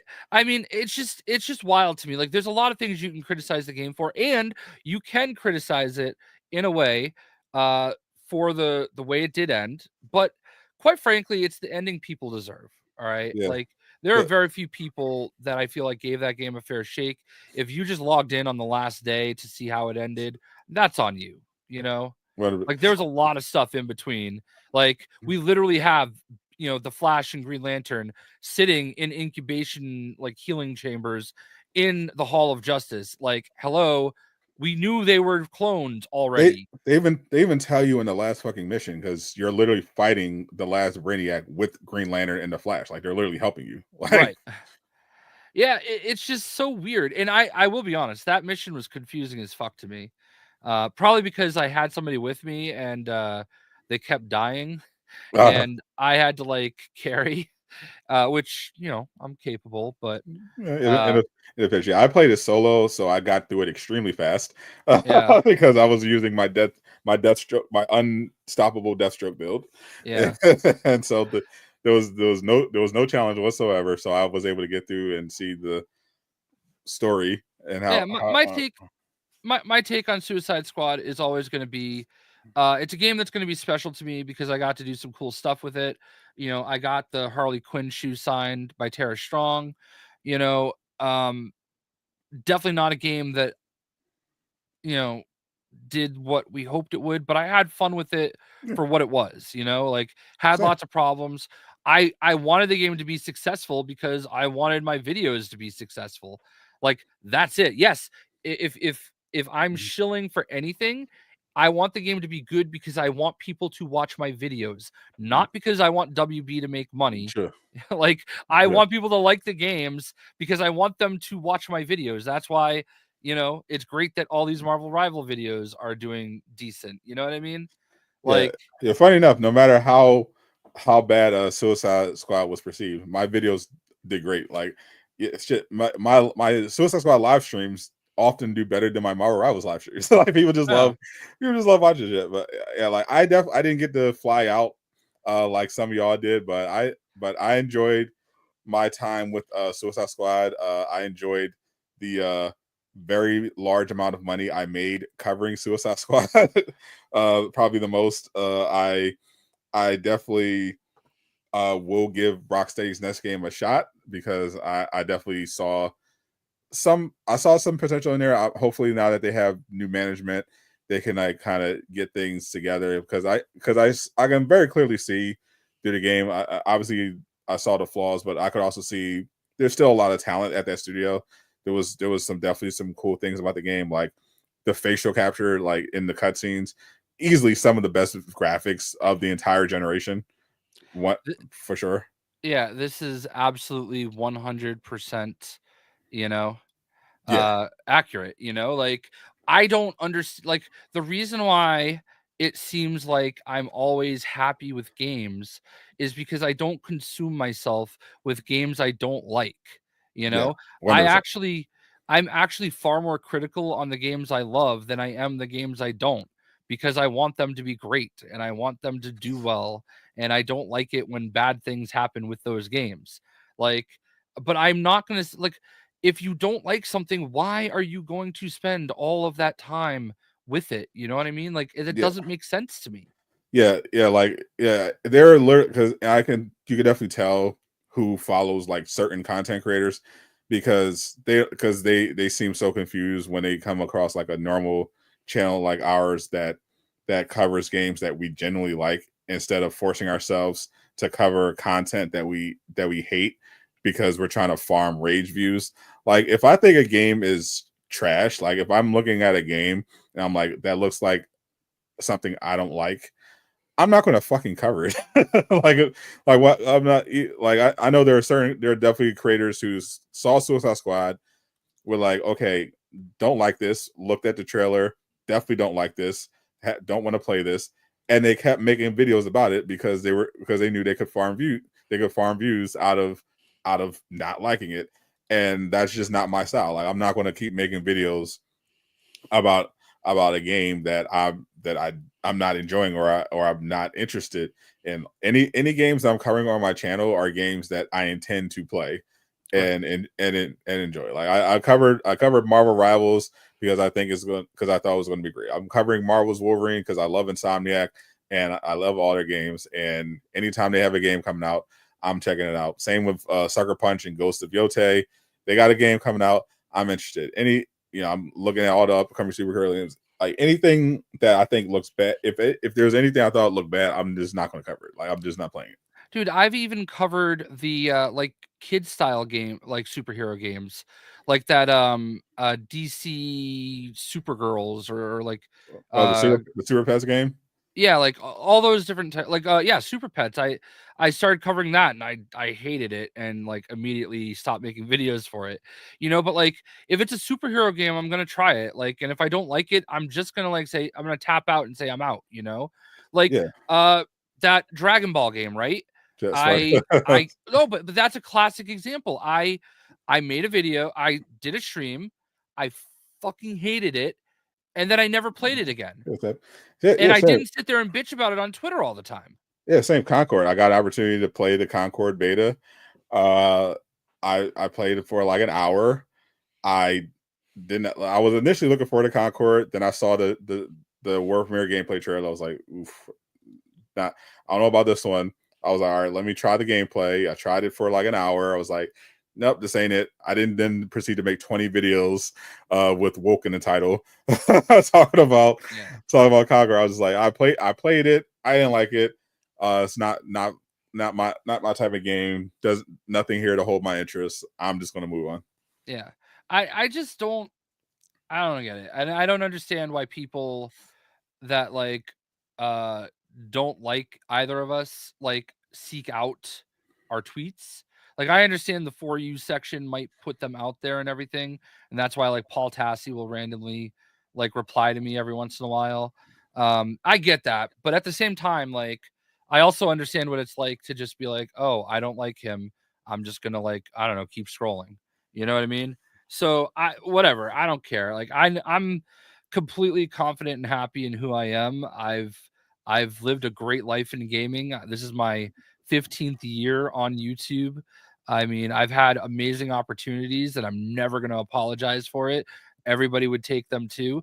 And I also Absolutely. promise you that I've never like given an opinion that I didn't believe in, you know? Like you can't buy me, all right? If I make a sponsored piece of content, I let you know in the very first minute of the video as I'm required to, so that you can keep that in mind as we do that. But look at games like Redfall, okay? I got a sponsored opportunity for that game, and I did a sponsored stream for it, and they gave me money for it. And you know what? I never played the game again after that because it wasn't that great, and I wanted to love it. I love you know, one of the PR person for it. I love her. She's amazing. One of my favorite people in gaming. And if I could have like pushed the game positively, I would have, but I couldn't. It was objectively not a great game. But It's called integrity. exactly. So like I even actually told them they didn't have to pay me. Like I thought that the stream was terrible. There was a lot of other reasons why the stream tanked. Because like I couldn't even do it like on launch day. It was like a week after launch. So like it was already like dead in the water at that point. But Right. like I getting paid and sponsored does not mean that like you have to keep like saying anything positive about the game or 100%. anything like that, you know? Yeah, And and my sponsor policy is I won't take a sponsorship unless I'm actually interested in the product, right. whether it's a game or anything. Like if I generally if I like that's why I turn down so many offers because I'll be like, okay, does this make sense for my community? Probably not. Or is this a product that I trust? Then I'm these two. That So might be a here good that might be a good movie. Yeah, I haven't seen it yet, and I really want to. I literally have a voucher to go see it for free. I just haven't had the time to like actually go do it. But like when a company says, "Hey, we want to just send you a package in the mail about a movie, and we just hope that you want to tweet about it or something," you know, I'm I'll say sure, send it to me. There's no expectations there. I'm not getting paid for it. I got a cool safe in the mail, a fireproof safe, and I got a hat. I wore the hat on stream. I kind of not making fun of it, but I enjoyed making references to it. I like O'Shea Jackson Jr. I like especially like his dad, Yep. and I like Gerard Butler, and I hope that I go see the movie. But Exactly. you know, Yeah. like the I did a couple sponsors spots for World of Warships. It's a it's a popular free to play uh game that's like all about battleships. Like it's a big open sea battleships multiplayer. I think this it's a game High Roller plays. I never played it before. Not a game that I would initially think I was going to try, but they made the offer, so I was like, okay, well, let me try the game. I mean, it's free, so I was like, okay, let me try the game, and I was like, oh, it's actually fun. All right, I'll do it, and that's why I ended up doing it. But if I thought the game was shit or whatever, I would be like, I'll pass probably. I did a sponsored video for a game called Super Moves, and the game was fine. It's not something I would have ever played. They pushed it on me. I'm like, you're gonna give me money to make a video. That's the way I'm looking at it. I was honest in the video. I never really said, hey, this is going to be the next great thing. You know, I said, hey, this is something that you might have fun with. It's a cheap game. If it looks cool to you, maybe you should check it out. If not, no big deal. You know, like I did it's one of the very few games that I took, and I did it because I liked the people that offered it to me, you Right. know, and, I'll try anything, and like sometimes it's not He going to be a mean good he fit. means anything. Oh, no, but like I just don't like. I feel it's always clear that the people that say things like this, like "oh, you're just a shill" or whatever, I've just never had an opportunity, and like they don't understand. Like someone tried to call me out because I had sponsored by WB videos or tweets and whatever.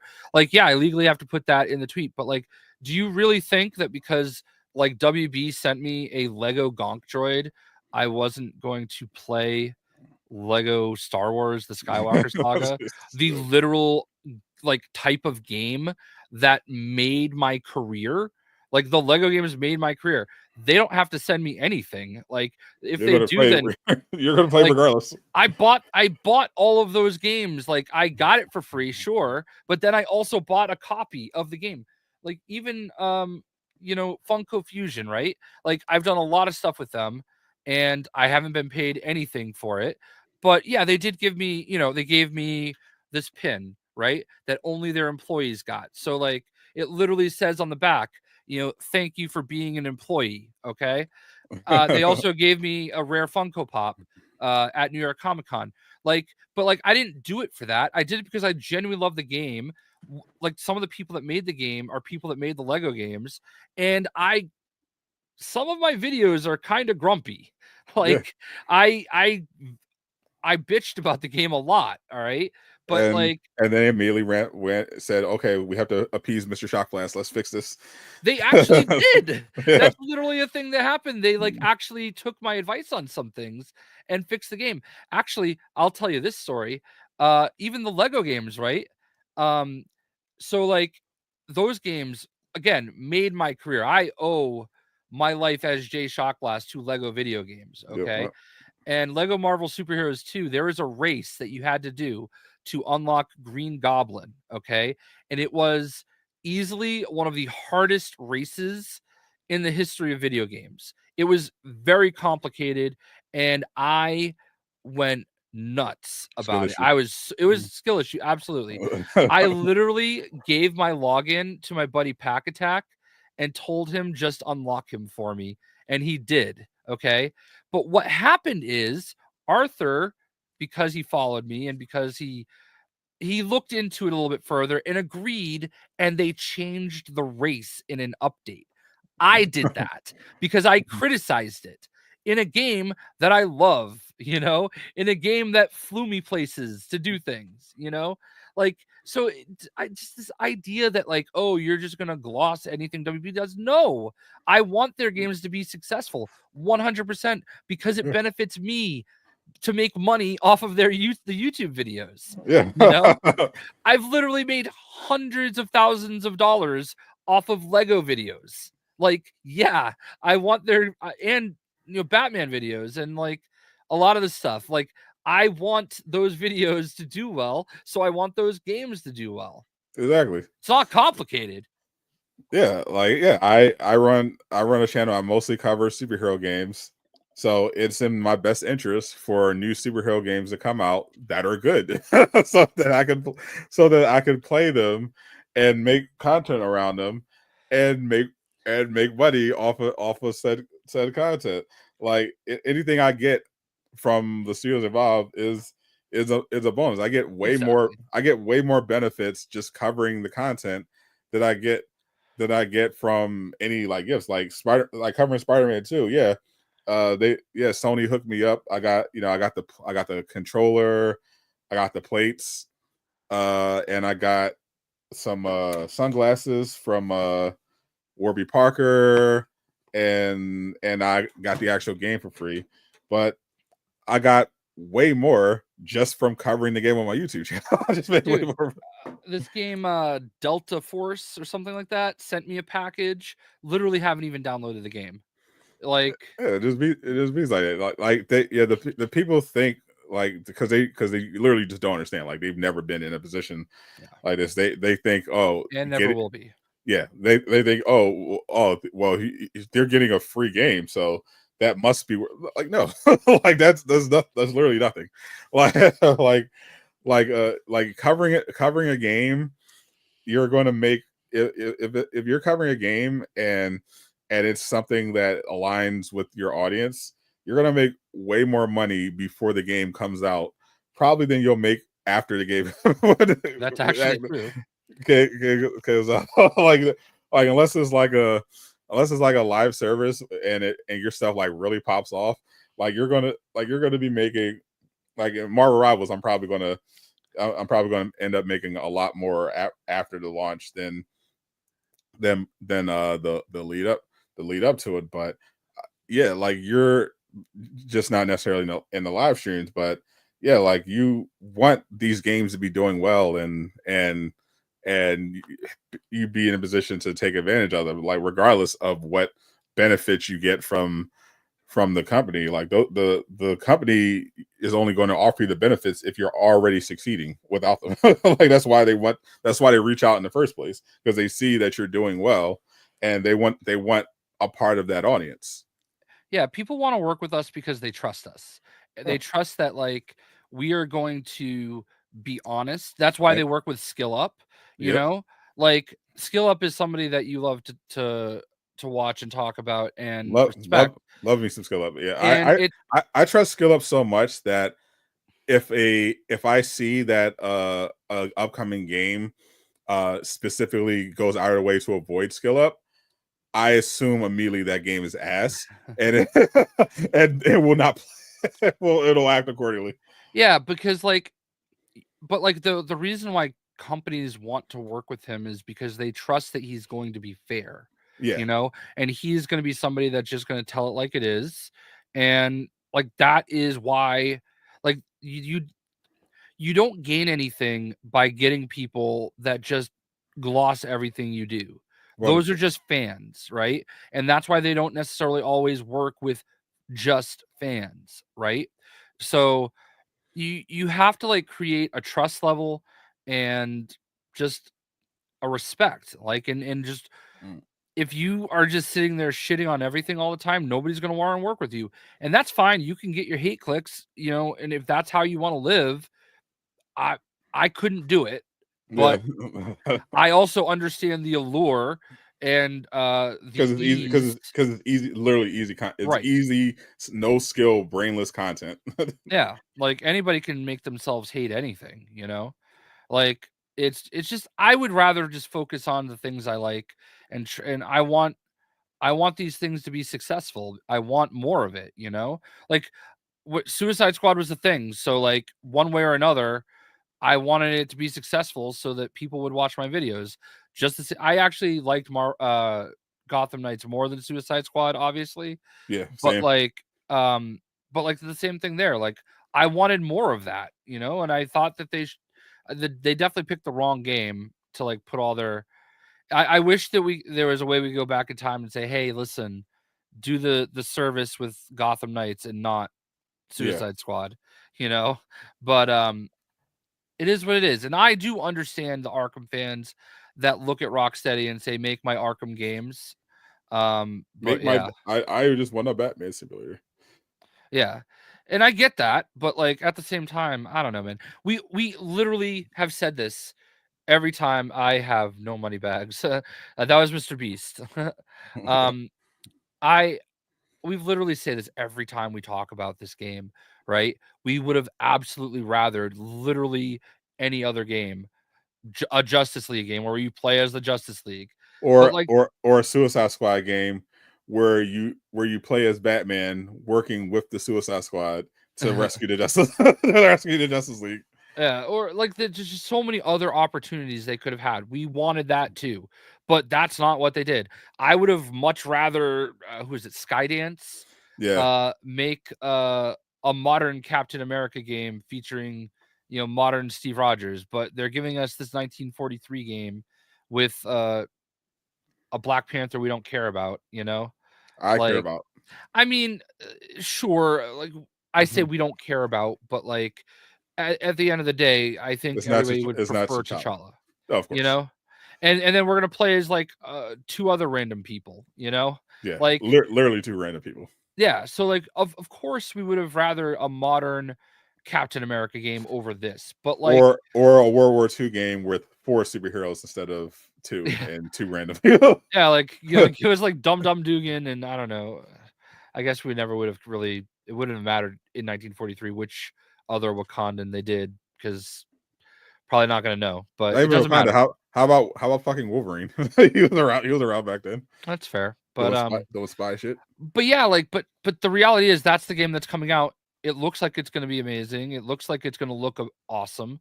So we're gonna play it. You know what I mean? Like, yeah, or we would have wanted a Fantastic Four. Like, we would have wanted so many other things other than this. Like, I don't have a problem with there being a Captain America game. And just the same as like the rumors of the EA Black Panther game is like a create your own Black Panther. I don't want that. I would rather a T'Challa game, but Yeah. Well, it is what it is. unfortunately, it's still early, so who knows what they'll end up doing there. But yeah, like sometimes they can they you got to give studios to some degree like the freedom to like kind of like experiment, do their own thing, follow their vision. Sometimes it works out, sometimes it doesn't. But I think the point is like if they're really good, and I do trust Amy Henning. I think she's very talented, so that's why I'm willing to give this a shot. And I'm definitely want to wait for the gameplay. But I think it's going to be good. I think it's going to be a crazy year for gaming. 2025 is absolutely stacked. Things were kind of slowed down a bit, because everyone went on holiday break. But now, everything's getting crazy. We just got the state of play, first state of play leak. Nate DeHate, who had a Jeff Grubb moment when he reported that the exact date the Switch 2 would get revealed. And of course, as usual, people who don't know what they're talking about on the internet were like, oh, he doesn't know what he's talking about. And then other people who don't know how to read a calendar were like coming at him the day before he said it was coming out, saying, "Where is it?" He said, "I literally said the 16th," and they were on the 15th saying, "Well, where's the reveal?" And then he was having a day, just sharing all the memes when when the Switch 2 announced on the 16th, exactly as he said. So funny. But that same day, he also said, he was asked about the next Sony State of Play. He said it's February, which is pretty much tradition.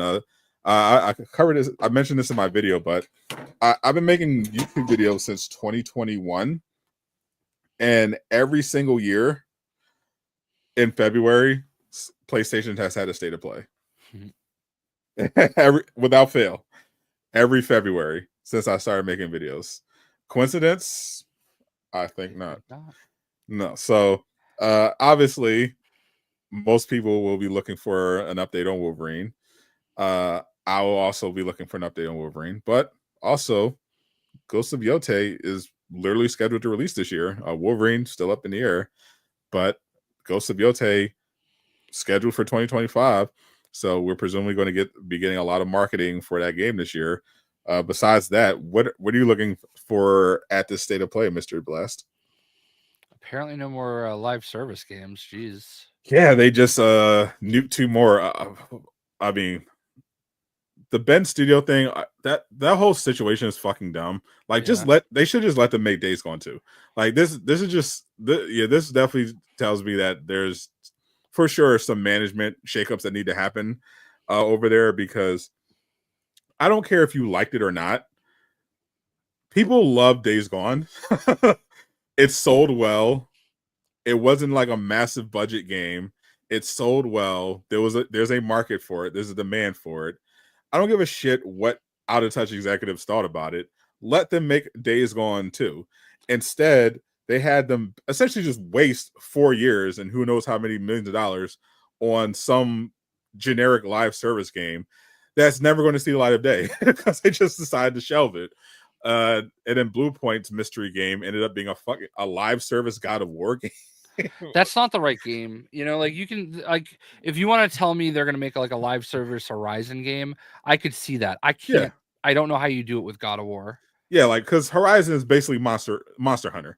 Like God of War, how do you think that?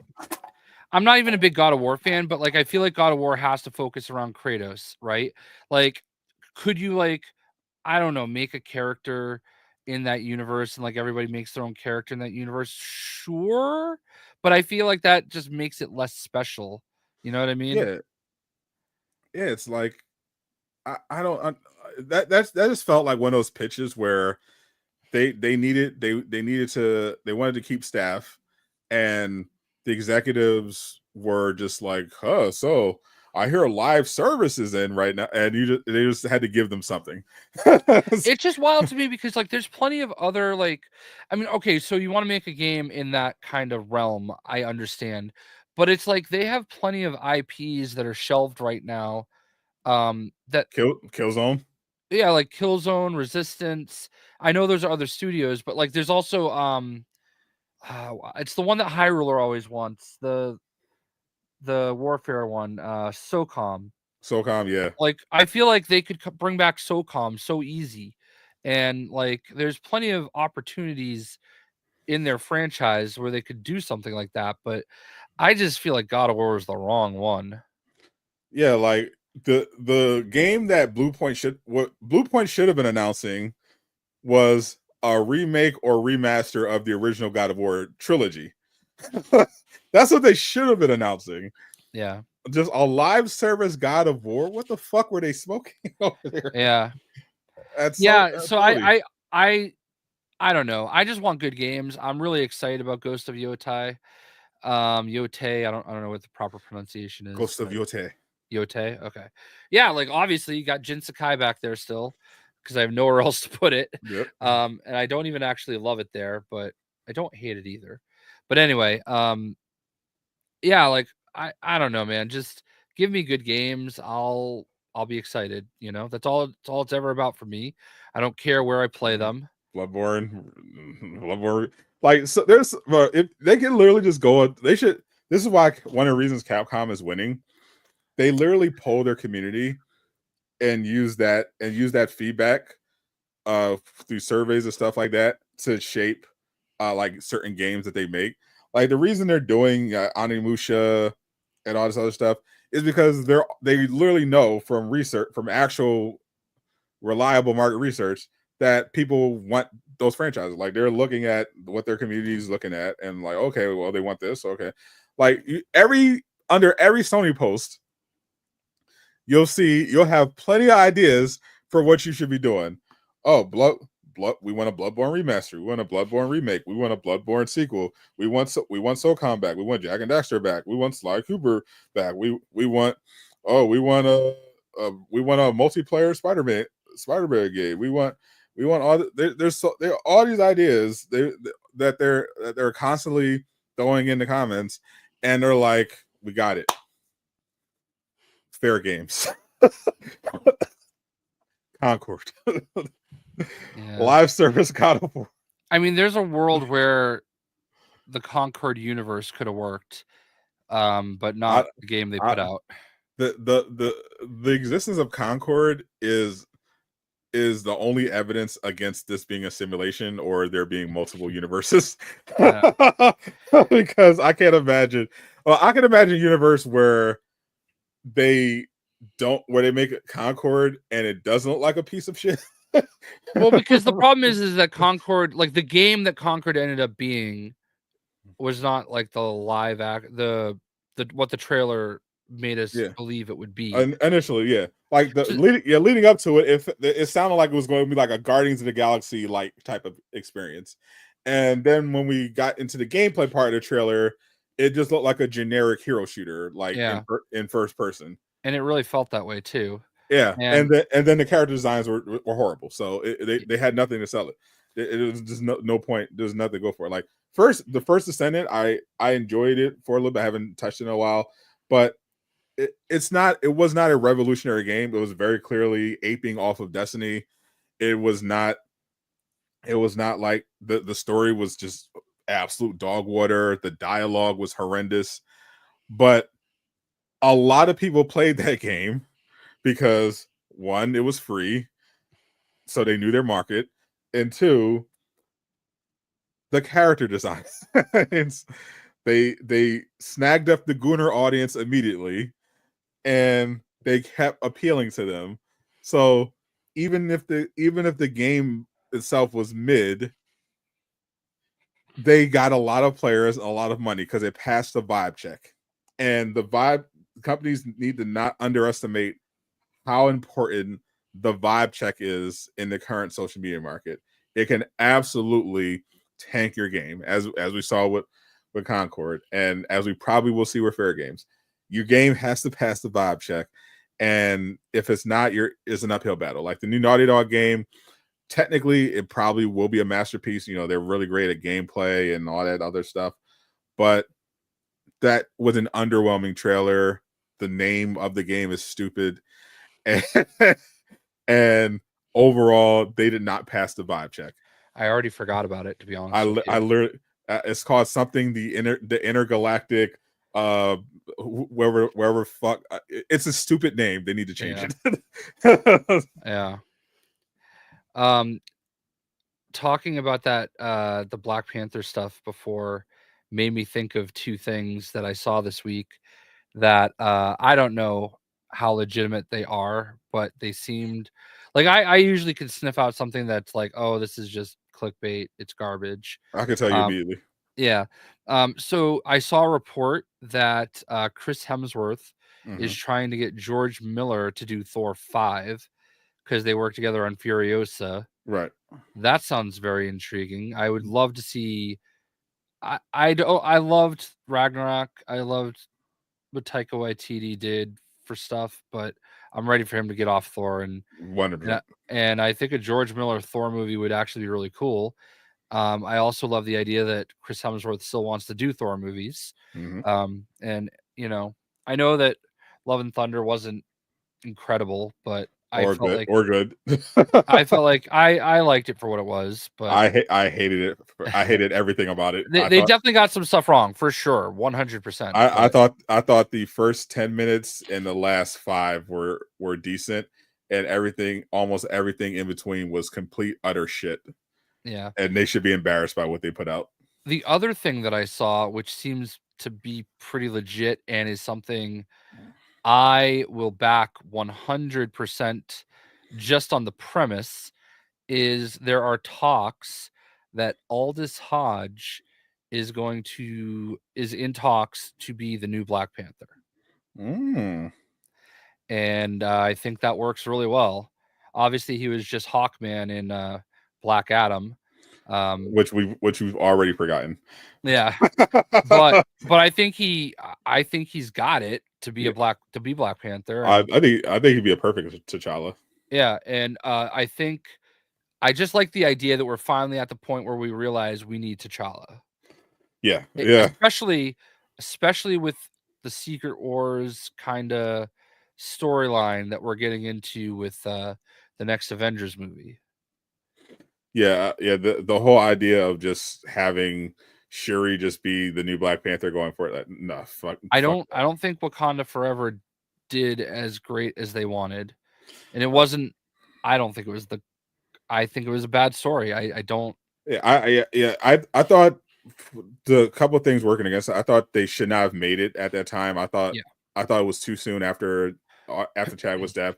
I thought they should have gave the cast and crew like more time and just kind of took a step back, rethought how they wanted to make the movie, and have it be a final send off. I don't think they should have been rushing to get it out, and it worked. I think it worked against it because I thought it was just a bad movie, just in every way. Where like as a tribute to Chadwick and as just a piece of art, I thought it was bad. That was always my thing too, is like, oh, we don't want to recast them because it's too fresh and everything. Okay, then don't make the movie. Yeah. Like you're making the movie to make money, right? It is what you're doing. 100%. Like, So if everybody's that upset about it, take a step back. I don't like this isn't about Shuri becoming Black Panther. It's about like honoring the actual tradition of the story, and pushing her in Black Panther in that way is not the way it should be. I understand the MCU isn't the comics, but like this storyline was actually very vital, and Namor versus T'Challa is one of the great rivalries of Marvel Comics, and they had everything there to do it properly without like having to have Chadwick there. Like you could have still had Black Panther die, because that's part of the story of Shuri becoming the Black Panther, and it would have still worked. But you know, they had to get that movie out right away because we obviously needed to get to that Ironheart show. Oh fuck.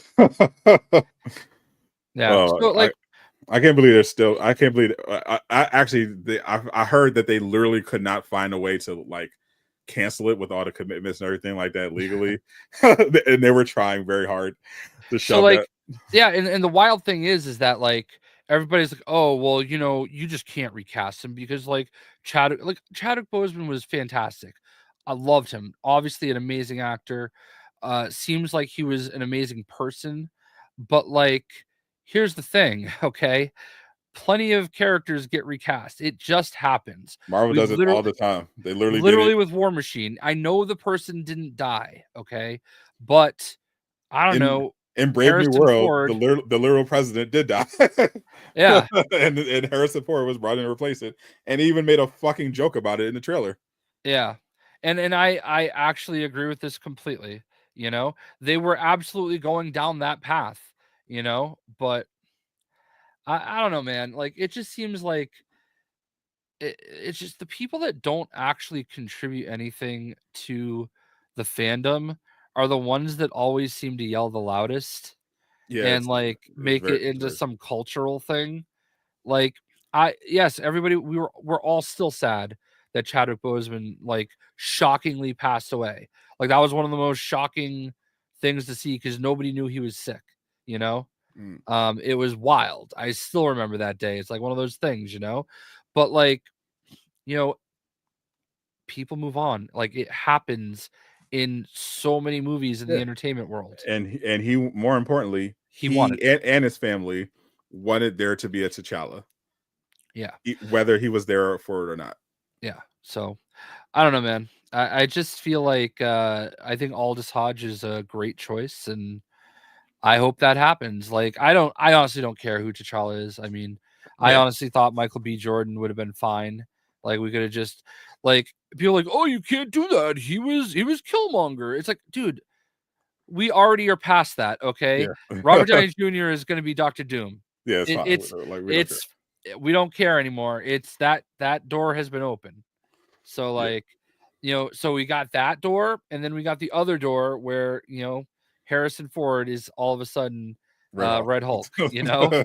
Like we saw him in multiple movies and now it's no longer William Hurt, you know? It is what it is. Yeah, you just got to move on.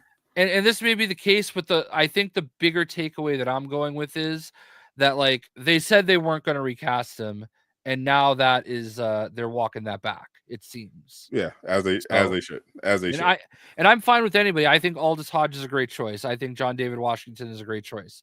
I'm fine with any of them. I'm fine with the pretty boy that they got for Jon Stewart. You Aaron P. Yeah. Ruby Ridge sold me on him for sure.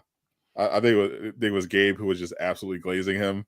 Yeah, I finally went ahead and watched Rebel Ridge, and I'm a believer. I thought he was great.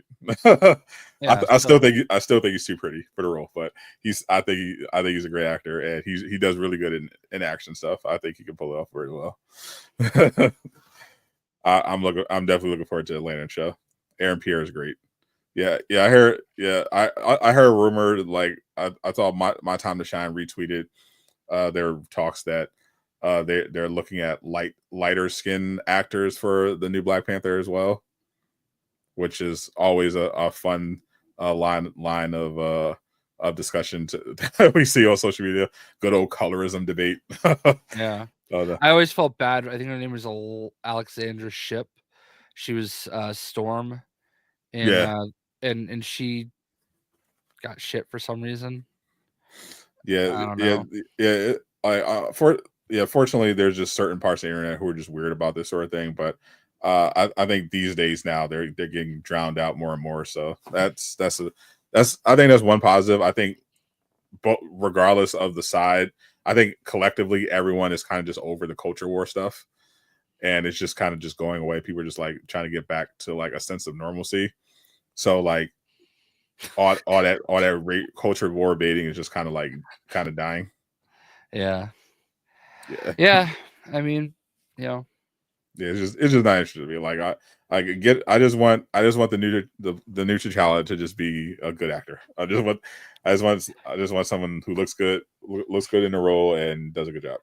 I mean, that's always what people say about every other character that gets cast that's, you know, race swapped or anything else. Oh, I just want a good actor. You shouldn't care, you know. Obviously, T'Challa should be black. Right. Obviously, if they do, obviously Magneto should be Jewish. I mean, yeah, I agree with, like, yeah. I mean, that's an integral part of his character. Yeah. Being a Holocaust survivor, and I understand it's getting harder and harder to do that aspect of his story as the storyline gets pushed further ahead. You know what I mean? But still. Yeah. I just don't like the gimmicky race swapping stuff too much either, particularly when it comes to black characters. I feel like just elevate black characters. Don't just give us hand-me-downs. It's insulting, honestly. That's always been my take too, you know. Like there's plenty of great black characters, plenty of great characters from every culture, you know, and or create new characters, but I also understand why that doesn't happen either, because Marvel doesn't want to, you know, I love the Norman Osborn character is great. I don't want to see him with waves. Like, right. I'm sorry. It's not. It's not. I don't think it's needed. I don't think it's necessary. Yeah. There's one way that Norman Osborn should look, and we don't need to change it. Yeah. Like it's not necessary. But that's not. I know that's a reason why certain people are gonna hate on the Spider-Man show. I think it just looks shit. I think the animation looks ass and the writing sounds horrible. I don't know. I'm intrigued by it. We'll see. I think it looks better than I was expecting. So it looks significantly worse than I was expecting. I thought. I gotcha. Well, you know, we'll see what happens and go from there. Yeah, honestly, they should have just done an X-Men 97 treatment to the original, the older Spider-Man cartoon, and just brought it back with just upgraded visuals. Because holy, that looks ass. I'm not looking forward to it. There is no Kang. there is only Doom. There's only Doom now. I actually opened my Kang hot toy finally, and it was actually pretty sick. It looks pretty cool. I mean, I think he's back. He's back to getting work again. Yeah, I think so. I even actually saw something that Marvel might be trying to talk to him, but I don't know. There's a lot of really like sus like shit that comes up, and I sussed that out a little bit, and I'm like, I'm not ready to get behind that yet. Well, no, I don't think that's happening. I definitely think Hollywood is over the pretending like they're not going to give him jobs anymore phase. Right. But yeah, I think his whole Kang thing is over in the MCU. They're all in on Robert Downey Jr.'s Doom. Like that's the whole thing. And I'm honestly for good reason. I thought Jonathan Majors was great. He's a great actor. I thought their portrayal of Kang the Conqueror was pretty ass. Having him get his ass beat by Ant-Man. Like, what are we doing? I don't necessarily disagree. That's not how you set up a Thanos level threat. like having him get stabbed by Lady Loki, having him get his ass beat by Ant-Man without his power, without his suit even fucking working, and like spending the final season of Loki at running around as a stuttering scientist. Like what are we doing? like this is not how you build a supervillain. Like they definitely needed this refresh and to go every time. We'll remains to be seen how good his Doom will be, but he's a great actor, so I think he'll figure it out. Yeah, I'm just hoping Fantastic Four isn't bad. Like, please, for once. Yeah, they deserve a good movie. Fine. Yeah, they got a great portrayal of Marvel Rivals. Let's follow it up with a great movie, because then we have two massive superhero movies that summer, potentially Superman and Fantastic Four first steps this summer. Actually, wow, this coming time flies. It sure does. Yep. So we'll wrap it up here. Yeah, we covered the TikTok stuff for those that came in late. Good news, you can use TikTok right now. Bad news, it's not over. Legally speaking, Trump has no way. Legally speaking, there are some barriers that need to be cleared. Trump just can't say I'm going to give them 90 days. It's a lot more complicated than that. He's got a lot of legal stuff to clear before he can actually do that. So if you're a TikTok creator, you should have already been doing this, but you should be trying to build elsewhere because you might not have it for much longer. Marvel Snap caught a stray, unfortunately. So we'll have to wait and see. But I'll keep an eye on what's going on Monday. But appreciate everyone hanging out. We'll catch you guys next week. Hopefully things are significantly less crazy, but you never know. It's a crazy week. We're going to have some Assassin's Creed Shadow previews dropping next week, so it'll be interesting to see what people's various takes are about the game. After it got delayed a month, a lot of controversy around that game, but we'll see what people who actually got to play it think. Xbox preview on the 23rd. Yep, I'll actually be streaming it. The Xbox developer, there's a developer direct with a mysterious game. Besides, most people are going to show up for Doom, but there's a mysterious game that I'm hearing a lot of interesting rumors about. I've heard could be Ninja Gaiden, could be Echo the Dolphin. Apparently Sega's bringing back Echo the Dolphin. So yeah. I honestly, Doom, I just hope they do something different with the health this time. One of the reason the game, I like the game, okay, but it's just stressful to me, like having to like do melee kills to get your health back. No, I 100% like one of my favorite memories is actually watching Marcus Smart play. I think it was Doom Eternal at PAX East 2020, and like he's like, I want to play it on the hardest mode, and he just sat there and he just went at it, and like until he got through it, and then oh god, I forgot the kid's name. He plays for the Spurs now, but there's another kid that the Celtics drafted in the first round and then traded him for Derek White, and he looked like the biggest dipshit I've ever seen in my life play a video game trying to play it. But yeah, I like actually like, damn, you're a rookie and you look like it. Like even at video games. Oh no. Like he looked like he was holding a controller for the first time. Oh, it was really bad. So anyway. That's not good. That's not a good look at all. No, but Marcus Smart literally was like they gave it to him on the easier game and he's no, give it to me on the hardest. Let's do it. I'm a gamer. That's definitely a Marcus Smart treat. Yeah. So we'll catch y'all. I'm Sadot the Gamer. I am not Casual Avenger. More like the Scarlet Bee. Hey, I didn't see you there. Zip it up and zip it out. Peace, my naysayers.